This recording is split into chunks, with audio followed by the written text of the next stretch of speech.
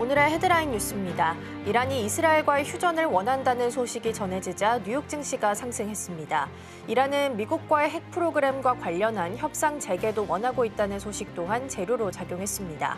이란은 무력 공방의 억제가 상호 이익에 부합한다는 메시지를 이스라엘 측에 전달했다고 월스트리트 저널이 보도했습니다. 미국과 영국이 G7 정상회의 속 합의를 통해 영국산 철강 및 알루미늄 제품에 관한 면제 쿼터를 부과할 계획입니다. 백악관이 발표한 행정명령에 따르면 이번 쿼터 계획은 영국이 철강 공급망의 보안과 관련 생산시설의 소유권에 대한 특정 요건을 충족하는 것을 골자로 합니다. 메타가 자사 채팅 앱 왓츠앱에 광고를 도입합니다. 그간 메타는 다른 플랫폼과 달리 왓츠앱에선 무광고 원칙을 유지해왔습니다. 이번 왓츠앱의 광고 도입은 메타의 광폭적인 광고 매출 증가의 기폭제가 될 전망입니다. 올 들어 주가가 200% 넘게 오른 두산에너빌리티가 코스피 시가총액 10위로 올라섰습니다. 가스터빈을 중심으로 발전 설비와 공사 수주가 확대되는 한편 해상풍력과 SMR 사업도 정부의 관심 속 탄력을 받을 전망에 시장의 이목이 집중되고 있습니다. 시청자 여러분 안녕하세요. 여러분의 성공 투자를 응원합니다. 출발 증시와이드 1부 시작합니다. 진행의 이가은입니다. 어제 뉴욕 증시는 반등에 성공을 했습니다. 이란이 다급하게 이스라엘과 화해를 하고 싶다, 휴전하고 싶다, 그리고 더불어서 핵 협상도 재개하고 싶다라고 이야기하면서 지수도 반등을 시연을 해냈습니다. 다만 이스라엘은 휴전에 관심 없다, 공습 계속하겠다라고 이야기를 했고요. 또 오늘 아침 속보를 보더라도 이란이 이스라엘을 향해서 무인기랑 미사일 발사를 한 것으로 확인되고 있습니다. 그래서 중동 관련된 내용은 조금 더 체크를 해보셔야 될 것 같고요. 그럼에도 불구하고 우리 시장 흐름이 괜찮습니다. 어제 국내 24개 업종 중에 20개 업종이 상승을 했고요. 외국인 투자자가 매도긴 했지만 대부분 삼성전자에 쏠려 있었기 때문에 이를 제외하고 나면은 매수로 판단할 수 있겠습니다. 어제 뉴욕 증시 흐름이 괜찮았기 때문에 오늘 같이 좀 따라갈 수 있을지 기대해 보셔도 좋겠습니다. 자, 그럼 먼저 오늘 저희가 준비한 코너부터 함께 소개해드리도록 하겠습니다. 오늘 첫 번째 코너로는 빅애플 스탁 준비되어 있습니다. 대만 쪽에서도 중국의 화웨이랑 SMIC를 향해서 정조준, 수출 통제에 대한 카드를 꺼내든 것으로 보입니다. 사실 이 뉴스가 우리 기업들에게 나쁜 소식만은 아닌데요. 관련된 내용 잠시 후에 점검해 보겠고요. 두 번째로는 넥스트 트레이딩 준비되어 있습니다. 엔비디아 루빈에 SK하이닉스의 HBM4가 공급되고 있다는 소식이 전달이 됐습니다. 정규장 기준으로 전고가 24만 8,500원이었는데 이게 어제 장중에 터치가 나왔었고요. 또 애프터마켓에서는 25만 원까지도 나왔었기 때문에 오늘 정규장 흐름 함께 기대해 보셔도 좋겠습니다. 자, 그럼 출발 증시와이드 1부 본격적으로 시작해 보도록 하겠습니다.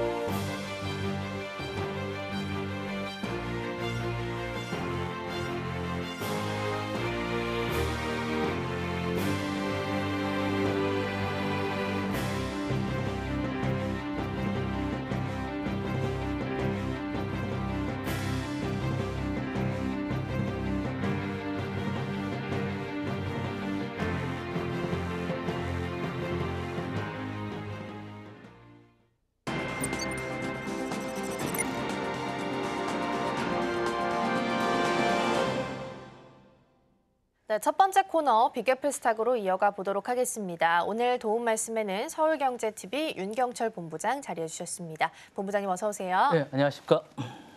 네, 오늘도 6가지 경제 키워드 준비되어 있고요. 첫 번째부터 화면을 통해서 만나보겠습니다. 네, 오늘의 첫 번째 키워드는 대만의 한방 보도록 하겠습니다. 미국에 이어서 이번에는 대만입니다. 중국을 향해서 반도체 칩 개발에 필요한 핵심 장비랑 자재에 대해서 수출 통제를 공식화한 상황입니다. 일단 수출 봉쇄에 대해서 어떤 뉴스인지 좀 살펴볼까요? 일단은 지금 생태계를 이용해서 이제 역습이라고 어떻게 보면 어쨌든 동맹들을 이용해서 어쨌든 통제를 하겠다는 의지로 보여집니다. 사실은 이게 정조준했다라는 표현이 정확하게 맞는데요. 대만 국제무역부가 이제 현지 시간으로 이제 최근에 6월 10일 날 하웨이와 SMIC를 포함한 중국 본토, 러시아, 파키스탄, 미얀마 등 총 601개의 기관 및 기업들에 대해서 첨단 기술을 수출하지 않겠다라고 이야기했습니다. 어쨌든 어떤 기업도 정부의 승인 없이 받지 않으면 이런 기업들에게 자신들에게 관한 반도체 제조 공정에 필수적인 이런 것들이 접근이 차단된 셈이라고 할 수 있을 것 같은데요. 이 조치로 해서 가장 어쨌든 타격을 받는 업체라고 하면 하웨이나 SMIC, 중꺼신이라고 있는 이 업체라고 할 수 있는데 AI 반도체 개발엔 중요한 공정 미세화 기술과 이제 패키징 설비라든가 고순도 소재 수급에 관해서 차질을 빚을 수밖에 없다라고 할 수 있을 것 같습니다. 대만 어쨌든 글로벌 반도체 공급망에서 고부가가치 핵심 장비와 기술을 보유한 전략 요충지를 꼽히는데 어쨌든 이렇게 되다 보니까 대만 정부는 이번 조치가 무기 확산 및 국가안보 우려의 대응 차원이라고 했는데 아무래도 뭐 미국의 협조 요청이 따른 게 아닌가라는 생각이 듭니다. 이러다 보니까 이제 단순한 양국 간의 통상 이슈를 넘어서 글로벌 반도 주도권과 이제 AI 패권이 본격화된 게 아닌가라는 생각이 듭니다. 이게 이제 어쨌든 여러 가지 시사점을 좀 갖는데요. 중국의 AI 생태계에 직접적인 타격이 오고 있습니다. 이제 미국 주도의 이제 기술 봉쇄가 본격적으로 되는데 첫 번째는 미국이 어쨌든 자신들만의 AI 어쨌든 그런 걸로만은 되지 않겠다라고 생각하다 보니까 어쨌든 자신의 어쨌든 생태계를 통한 통제망을 하고 있습니다. 이 부분에서 이것뿐만 아니라 이제 TSMC라는 어쨌든 의뢰의 어쨌든 이라고 할까요? 이런 부분을 이용한 게 일단 하고 있고 이에 따라서 SMLA라고 이제 네덜란드 쪽 기업도 이 동맹에 참여하고 있고요. 지적 포지셔닝 강화를 위해서 요게 함께하고 있다 보니까 이렇게 하고 있고 대만 입장에서는 자국 기업이 역으로 이제 대만을 위협하는 중국 무기 시스템에 쓰이는 것을 더 이상 볼 수 없다라고 할 수 있을 것 같고 최근에 이제 히토류 공격에 대한 어떤 역작용이 아닌가라는 그런 우려도 이제 작용도 좀 있습니다. 그리고 이제 AI 반도체가 이제 게임 체인저로서 이제 민군의 겸용의 기술에 대한 어떤 선제 대응이라는 그런 측면도 좀 있지 않을까라는 판단도 있습니다. 경제적인 측면보다는 이게 이번에는 안보나 외교의 실익이 우선하다는 그런 측면도 좀 있을 것 같은 생각이 들고요. 대만은 이번에 이제 미국과의 기술 외교라든가 이제 군사 파트너십을 강화하고 중국 AI 군사에 대한 것들도 억제하면서 자국의 생존 기반을 반도체 기술과 전략 자산으로 관리하겠다는 의지가 좀 반영된 게 아닌가라는 생각이 듭니다. 네, 엔비디아랑 TSMC의 그 협력이 굉장히 끈끈한 것으로 잘 알려져 있죠. 그래서 미국에 이어서 대만 또한 중국의 수출 통제에 같이 좀 동참하는 분위기가 나타나고 있다라고 해석할 수 있겠습니다. 그러면 이런 대만의 수출 통제를 좀 살펴봤을 때 중국의 AI 반도체 자립에 있어서 개발하는 데 있어서도 어떤 영향을 좀 주게 될까요? 당연히 일단 핵심 자산이나 소재 접근 차단이 좀 있을 것 같습니다. 왜냐하면 이게 대만이 사실은 좀 약간 아이러니하다라고 할 수 있을 것 같습니다. 이제 그 TSMC가 갖는 역할이 좀 있다 보니까 대만이 정말 이 중국이나 러시아나 글로벌의 전략적인 힘이 있다라고 이제 의문을 좀 가질 수 있을 것 같은데 정답은 그렇습니다. 아주 결정적인 힘을 좀 갖고 있는데 군사력이나 외교에서 오는 게 아니라 세계 반도체 공급만에 대체 불가능한 힘이 있다는 측면에서 그걸 살펴볼 필요가 있을 것 같습니다. 대만의 힘이라는 건 전 세계 반도체의 중심에 있다라고 할 수 있을 건데 그거는 이제 TSMC가 만든 어쨌든 구조적 불균형을 보면 좀 이해하기 쉬울 것 같은데요. 5나노 이하의 어떤 미세 공정에서 TSMC 90% 이상 차지하고 있습니다. 사실 이게 삼성전자가 많이 차지하고 있다고 생각을 하고 계신데 거의 다 TSMC가 차지하고 있습니다. 사실 이게 우리나라에게 어떻게 보면 좋은 기회라고 많은 분들이 생각하고 있는데 기회라고 하기에는 이게 TSMC가 너무나 많은 부분을 차지하고 있기 때문에 약간 좀 이게 약간 어폐가 좀 있다라고 보고 있는데 대부분의 AI 반도체 위택 생산은 TSMC가 다 가져가고 있습니다. 엔비디아라든가 애플이라든가 AMD라든가 구글의 어쨌든 글로벌 팹리스의 대부분을 TSMC가 하고 있기 때문에 대만이 이게 가능한지 않나라는 생각이 있는데 그러다 보니까 이 부분이 어쨌든 통제가 되면 핵심 장비라든가 소재 접근 제한이 차단되다 보니까 중국은 지금 최신 공정을 거의 7나노급밖에 못 만들고 있다. 있다 보니까 기술의 격차를 줄이기 위해서 노력은 하고 있지만 이게 못하다 보니까 어쨌든 이 부분에 대해서 어려움이 있지 않을까라는 생각이 들고요. AR 칩의 어쨌든 개발이나 양산이 지연될 수밖에 없지 않을까라는 생각이 듭니다. 그래서 중국은 어쨌든 엔비디아 등 글로벌 칩 선도에 대해서 경쟁을 하고 있는데 이런 것들이 약점으로 작용할 것으로 보입니다. 그리고 이제 국내 대체품이라든가 개발이 자립합에 가속화는 되겠지만 이 또한 늦어지지 않을까라는 생각이 들고 글로벌 공급망이라든가 재편이 시장에 영향이 많이 있을 것 같고요. 어쨌든 AI 칩은 사실 지금 군사적으로도 많이 쓰이는데 군사 전략적 기술 유출에 대한 우려도 있을 거고 여기에 대한 대응도 많이 있을 것 같은 생각이 들어서 결론적으로 말씀을 드리면 대만의 어떤 수출 통제 강화는 중국의 AI 칩 생태계에 단기적으로 기술 격차나 확대에 대한 지원을 가져올 것이고 장기적으로 어쨌든 중국이 자립화 시도를 가속화시킬 수 있을 것 같은 생각이 듭니다. 결국 이제 대만은 미국과의 서방에 대한 이 우위를 공고히 함으로써 향후에 많은 변화가 있지 않을까라는 생각이 듭니다. 네, 미국에 이어서 대만도 이렇게 옥죄기를 시작을 하긴 했는데 사실 화웨이도 계속해서 자체적으로 좀 개발을 해 나가게 되면서 어센드 칩에 대해서 계속 좋은 평가가 좀 나오고 있는 상황입니다. 어센드 칩도 지금 엔비디아의 칩과 거의 비슷한 성능을 가지고 있다라고 주장을 하고 있는 상황이라서 장기적으로 본다면 오히려 이런 조치들이 중국의 반도체 시장을 자립하는 데 도움이 될 수도 있겠다라는 부분 짚어주셨습니다. 자, 첫 번째 키워드 마무리하고요. 두 번째로 넘어가 보도록 하겠습니다. 네, 두 번째 키워드는 트럼프 군 퍼레이드 보도록 하겠습니다. 미국의 육군 창설 250주년을 기념하는 워싱턴 군사 퍼레이드가 있었습니다. 그런데 그 뒤로 등장했던 기업들의 로고나 막대한 후원금이 함께 등장하게 되면서 뒷면에는 대통령의 비즈니스 동맹이 있었던 게 아니냐라는 이야기들이 좀 나오고 있습니다. 이번 논란이 시사하는 바는 어떤 부분들이 좀 있을까요? 이게 사실 이제 보통 늘 이제 그 트럼프 대통령이 이제 취임하고 나서 이제 여러 가지 부분의 행사나 군 행사나 이런 것들을 보면 과거랑 다른 게 뭐냐면 과거에는 과거의 행사나 이런 것들을 기념하고 고인들의 어떤 넋을 기리고 뭐 이런 것들이 있었다면 트럼프 대통령이 이제 취임하고 나서의 특징은 자신이나 미래에 대한 것들을 많이 홍보하는 걸로 많이 바뀌었다라고 할 수 있을 것 같은데 이번 행사도 마찬가지였습니다. 미국 워싱턴 DC에서 열린 국군 창설 250주년 기념 퍼레이드였는데 이날 행사는 단순한 국가의 어떤 군사 퍼레이드가 아니었다라는 게 특징적이었고 비난도 많이 받았습니다. 그러니까 트럼프 대통령과 밀접한 관계가 있는 특정 기업의 로고 제품의 퍼레이드가 많이 열렸습니다. 어린이날 행사도 마찬가지였거든요. 그러니까 이번에 이제 무료로 나눠진 에너지 드링크 우리도 많이 보이는 거고 보이지 않는 후원자들 그리고 암호화폐 역시 등장했고요. 그다음에 UFC의 CEO 다나 화이트가 이제 후원하는 에너지 드링크 가 나왔었고요. 그다음에 다양한 행사들이 이제 많이 나왔습니다. 그리고 이제 대선 때 기부했던 많은 기업들이 이번에도 나와가지고 화제가 많이 됐었는데요. 이 부분들이 과연 옳은 것인가라는 생각이 들었습니다. 윤리적으로 많이 맞는 것인가라는 생각이 들면서 과연 이것들이 어쨌든 예산과 공공의 예산과 명분 아래 이제 열린 기념 퍼레이드인데 이게 과연 윤리적으로 이제 과연 재정비가 필요하지 않나라는 이야기가 되면서 공공의 빛 뒤에 감춰진 그림자와 우리가 이제 그런 것들을 다시 한번 더 되짚어봐야 되지 않을까라는 생각이 듭니다. 그래서 군사 행동에 이제 브랜드 후원이라는 거 그리고 이제 미국의 공공 영역 속에서 상업화가 가속화되지 않나라는 생각이 들면서 어디까지 허용할 수 있냐라는 이야기가 나오고 있으면서 경계 논란을 촉발시키고 있다라는 이야기가 첫 번째로 대두되고 있고요. 두 번째로는 이제 비즈니스와 정치 군사의 삼각 편대가 형성됐다라고 하면서 늘 나오는 이제 트럼프 대통령의 이해 충돌의 우려가 나오고 있습니다. 미국 헌법에서 이제 중시하는 권력 분립의 원칙 및 공공이익의 우선이 훼손되고 있다라는 게 계속되고 있는데 문제는 이거에 대해서 계속 개의치 않다는 게 계속 문제가 되고 있습니다. 그래서 이런 관계가 이제 군산복합체를 넘어서 정치, 상업, 군사의 삼자연합이라는 새로운 권력 구조를 만들고 있어서 문제가 되고 있습니다. 세 번째로는 어쨌든 군의 정치화 우려가 계속되고 있습니다. 그래서 군대 이미지가 신상이 이제 훼손이 되면서 군대가 정치 중립성과 국민의 이제 통합의 상징이어야 되는데 이게 중립성과 도덕성의 훼손이 계속되면서 젊은 세대에게 군이 정체성에 대한 불신이 심화될 수 있어서 이것들이 어쨌든 자꾸 우익화가 되면서 자꾸 이게 문제가 될 수 있다라는 이야기가 되고 있고요.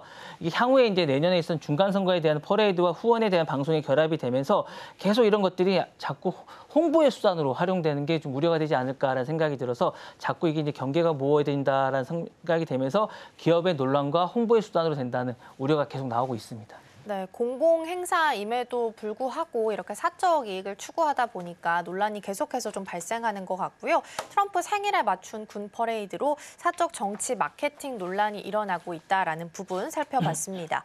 그러면 이렇게 기업들이 스폰서 참여를 통해서 공공의 행사임에도 불구하고 사적 이익을 좀 추구하는 거에 대해서는 어떤 부분들을 좀 의미 있게 바라봐야 될까요? 이게 사실은 이제 뭐 기업들은 돈을 벌려는 거고 이제 트럼프 대통령은 늘 제가 생각하는 거지 국가를 어떤 큰 기업으로 생각하고 그걸 경영하는 듯한 느낌이 들고 여기서 자신이 수익을 창출하는 게 아닌가라는 생각이 들다 보니까 이런 마인드인 생각이 들다 보니까 늘 공공성과 사익의 경계가 붕괴되는 것 같아요. 그래서 민주주의 사회의 기반이 공공성 신뢰와 투명성 약화가 계속되고 있고 이런 회복이 빨리 돼야 되지 않을까라는 생각이 들고 두 번째로는 그러다 보니까 정경유착의 이미지가 계속 강화되고 있으면서 공공정책이 공공성 대신에 스폰서십에 의해서 계속 왜곡될 가능성이 커지고 있는데 이런 것에 대한 심각한 도전이 있는 게 아닌가라는 생각이 듭니다.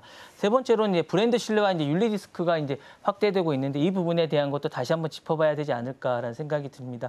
브랜드가 이제 공공의 신뢰성과 이제 공공성 정치 사이에서 이제 중립성에 대한 것들이 이야기가 나오고 있는데 예컨대 이런 것 같아요. 이제 논란이 많은 정치 행사에 대해서 연계가 될 경우에 대해서는 향후에 이제 소비자의 저항이라든가 불매운동이라든가 평판하락으로 이어질 수 있는데 문제는 계속 제가 말씀을 드리지만 이분이 이 부분에 대해서 계속 개의치가 않고 이 부분에 대해서 오히려 홍보의 수단이라고 하고 있고 노이즈 마케팅을 즐겨한다는 것이 공공의 영역에 대해서 지나치게 이 부분에 대해서 개의치 않는 부분이 좀 심각하지 않나라는 생각이 들고 계속 말씀드리자면 이해상충과 윤리적 우려가 계속되고 있다는 것 그리고 이제 사적을 위해서 사용하는 것들이 과연 옳은 것인가라는 생각이 계속 나오고 있으면서 이런 것들은 공인된 부패의 위험이 있어서 상후에 문제가 될 가능성이 상당히 있기 때문에 이게 계속되는 게 맞는 것인가라는 부분이 다시 한 번 더 이야기가 나오고 있고요. 시민의식과 민주주의가 계속 약화되고 있다라는 생각이 듭니다. 사실 미국은 이런 것들이 강화되고 이런 것들이 배울 점이 많다고 상당히 많이 나오고 있는데 이 부분에 대한 것들이 사실 건강한 어쨌든 이야기가 나오고 있지 않아서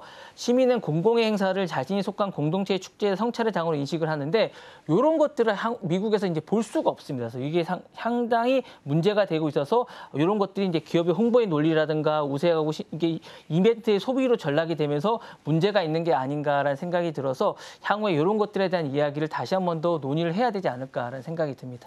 네, 그렇죠. 공공성이 사라진 축제이다 보니까 오히려 정책 투자의 장으로 그 목적이 좀 변질되고 있다라는 부분 말씀 주셨습니다. 두 번째 키워드까지 살펴봤고요. 다음 키워드 넘어가 보시죠. 네, 다음 세 번째 키워드는 트럼프 핸드폰 보도록 하겠습니다. 트럼프 미국 대통령 가족 기업인 트럼프 오거니제이션이 트럼프 모바일이라는 자체 브랜드로 이동통신 사업에 진출한다라는 기사가 보도가 됐습니다. 그리고 황금색 외관을 가지고 있는 트럼프 폰도 공개가 된 상황인데요. 지금 트럼프 폰이라고 해서 T1 폰은 8월에 출시한다라는 소식도 있습니다. 이동통신 그리고 휴대폰 사업까지 확장을 좀 하고 있는 것 같은데 이번 기사는 어떤 부분들을 좀 살펴보면 좋을까요?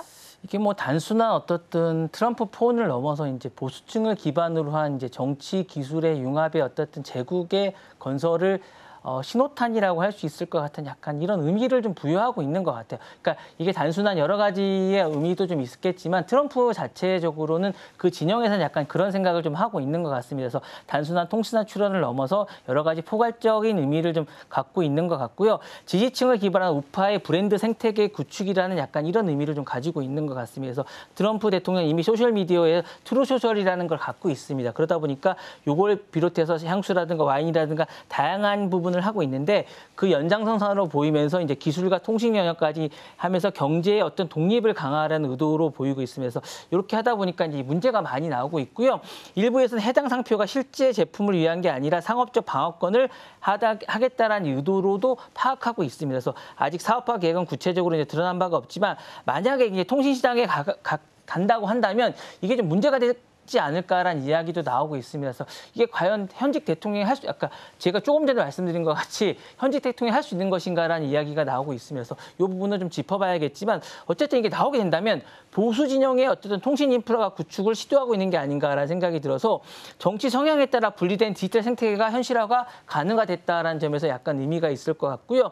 그다음에 이제 우파의 마가의 정치 운동의 경제적 자산화가 됐다라는 게 또 다른 의미가 있을 것 같습니다. 그래서 트럼프 운동이 어쨌든 경제적 수익 모델의 다변화와 독립 생태계의 경제적 어쨌든 강화에 어쨌든 전략이 가속화됐다라는 게 의미가 있을 것 같습니다. 처음으로 나오는 거거든요. 우파 쪽에 이렇게 통신이나 어쨌든 생태계가 나왔다는 게 처음으로 나온 거고요. 그다음에 디지털 주권과 보안 프레임의 정치화가 됐다라는 게 또 다른 의미가 있을 것 같고요. 마지막으로는 반 빅테크, 지금 이제 빅테크 쪽에 어떤 정치 권력이 있다라면 이 부분에 대해서 어떤 또 다른 시장 진입이 됐다라는 게 또 의미가 있지 않을까라는 생각이 들어서 이런 부분에서 많은 의미를 두고 있는 것 같습니다. 그래서 트럼프 편의 어떤 출현은 결론적으로는 기술 생태계의 정치화를 상징하면서 통신과 정치의 어떤 것을 아우르면서 이제 보수 진영의 평형 세계의 구축을 시도하는 것이 아닌가라는 생각이 듭니다. 네.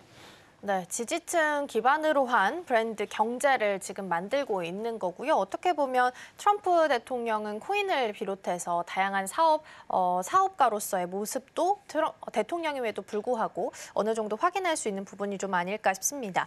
그러면 트럼프 휴대폰 이야기가 좀 나왔으니까 미국 통신시장 경쟁에 있어서도 영향을 좀 줄 수 있을 것 같거든요. 어떤 부분들을 예상해 볼 수 있을까요? 사실 아직 안 나와서 이게 어느 정도 영향을 줄 수 있을지 잘 모르겠습니다. 다만 이게 나온다면 이제 상징적이고 것에 영향이 좀 있을 것 같고요. 그다음에 이제 현직 대통령이 여러 가지 어느 정도의 어쨌든 그런 것들을 줄 수 있을지 모르겠는데 지금에선 이런 것 같아요. 이제 우파 쪽에 약간 이쪽에 강렬한 보수 진영이 어쨌든 한 7천만 명 정도가 존재한다고 합니다. 이들이 다 사용하게 된다면 시장 점유율 자체보다는 고정 충성 기반으로 한 독립 통신 생태계의 출현 가능성에 의미를 좀 둬야 되지 않을까라는 생각이 들고요. 두 번째로는 기존 사업체들의 가격 브랜드에 압박을 좀 줄 수 있지 않을까라는 생각이 들어요. 그래서 반테크라든가 애국 브랜드라든가 이런 쪽에 이탈을 유도한다면 기존 3대 통신사가 있습니다. 이런 브랜드들이 재정비하면서 가격 조정을 압박할 수 있지 않을까라는 생각이 들면서 통신 요금이 이제 결합 상품에 대한 어떤 정치 차별화의 도입 전례가 좀 있지 않을까 이런 걸 예상해 볼 수 있을 것 같고요. 그다음에 이제 보수라든가 기독교 커뮤니티 연계 가능성이 좀 있을 것 같습니다. 이쪽은 늘 강렬한 어쨌든 보수 쪽의 층을 갖고 있기 때문에 이들 무시할 수가 없습니다. 이런 쪽에 어쨌든 시장 점유율이라든가 고객층의 정치 기반에 대한 통신 서비스의 결정 변수가 작용할 것 같고요. 이런 것들은 단순한 어쨌든 통신 서비스를 넘어서 10년 기반의 커뮤니티의 통합 플랫폼이 될 수 있다는 거에서 상당한 좀 의미를 부여할 수 있을 것 같은 생각이 들고 마지막으로는 이제 통신 기반의 이제 5G의 지정학적 변화가 조금 있을 것 같아서 마가나 이런 어쨌든 정치 기반으로 한 이런 분들에게 대해서 별도의 어떤 프레임이나 이런 그 분할에 대해서 요 구축을 위한 민간 통신 분리를 따로 할 수 있을 것 같은 생각이 들어서 이런 부분에 대한 실험 모델이 되지 않을까라는 생각이 들어서 이런 부분의 시도이자 어쨌든 자유 보안 어쨌든 이념에 대한 분리를 위해서 디지털의 새로운 균열에 대한 신호가 아닐까라는 생각이 듭니다. 네. 네, 그리고 지금 미국 쪽에서는 5G 관련해서 추가 주파수 경매 진행 가능성도 좀 높은 상황입니다. 그래서 우리 시장에서도 통신 장비 관련주들이 움직임을 좀 보이긴 했는데 이와 관련해서 트럼프 휴대폰 이야기가 좀 나오고 있으니까 이 부분도 같이 시기상 체크를 같이 해보시면 좋지 않을까 싶습니다. 자, 그럼 네 번째 주제도 함께 확인해 보도록 하겠습니다. 네, 다음 키워드는 테슬라 무감독 자율주행 함께 보도록 하겠습니다. 이번 주이죠. 이제 22일 현지 시간 기준으로 22일이 되면 텍사스 오스틴에서 로보택시 시범 사업이 있을 예정입니다. 다만 이제 시민들은 안전성에 대한 것을 이유로 좀 들어서 일단은 좀 반발하고 있는 모습이 나타나는데요. 이번 시위에 대해서는 어떻게 해석을 좀 해보면 좋을까요? 이게 이제 CNBC에 보도가 됐던 건데 이제 공공안전단체죠. 던 프로젝트라든가 테슬라 테이크다운이라든가 뭐 이런 단체들이 결함에서 반대 시위를 격렬하게 하고 있다라고 이야기하고 있습니다.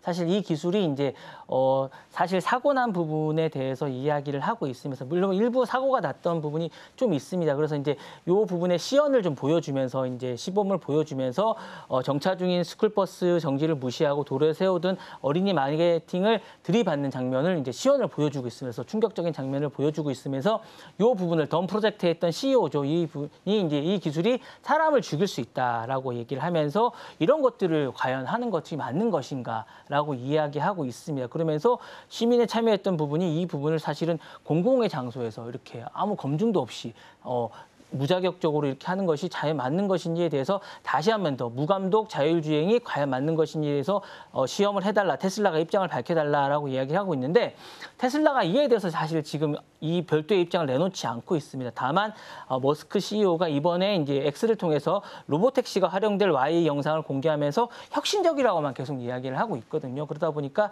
이야기가 나오고 있고 이 부분에 대해서 이제 또 많은 이야기가 나오고 있습니다. 22일까지 별도의 이야기가 없다 보니까 이것이 과연 잘 될지 안 될지에 대해서 의문을 많이 품고 있다라는 이야기가 되고 있고 시민이나 공공에 대해서 이제 책임질 시험대가 되고 있는데 이게 이제 속도의 문제가 될지 신뢰의 문제가 될지에 대한 이야기가 계속되고 있는데 어쨌거나 이게 어떻게 나올지 이제 궁금합니다. 저도 이제 그러니까 기술의 진보가 이제 사회의 수용성이 꼭 아니라는 게 이제 시사하는 게 아닌가라는 생각이 들고요.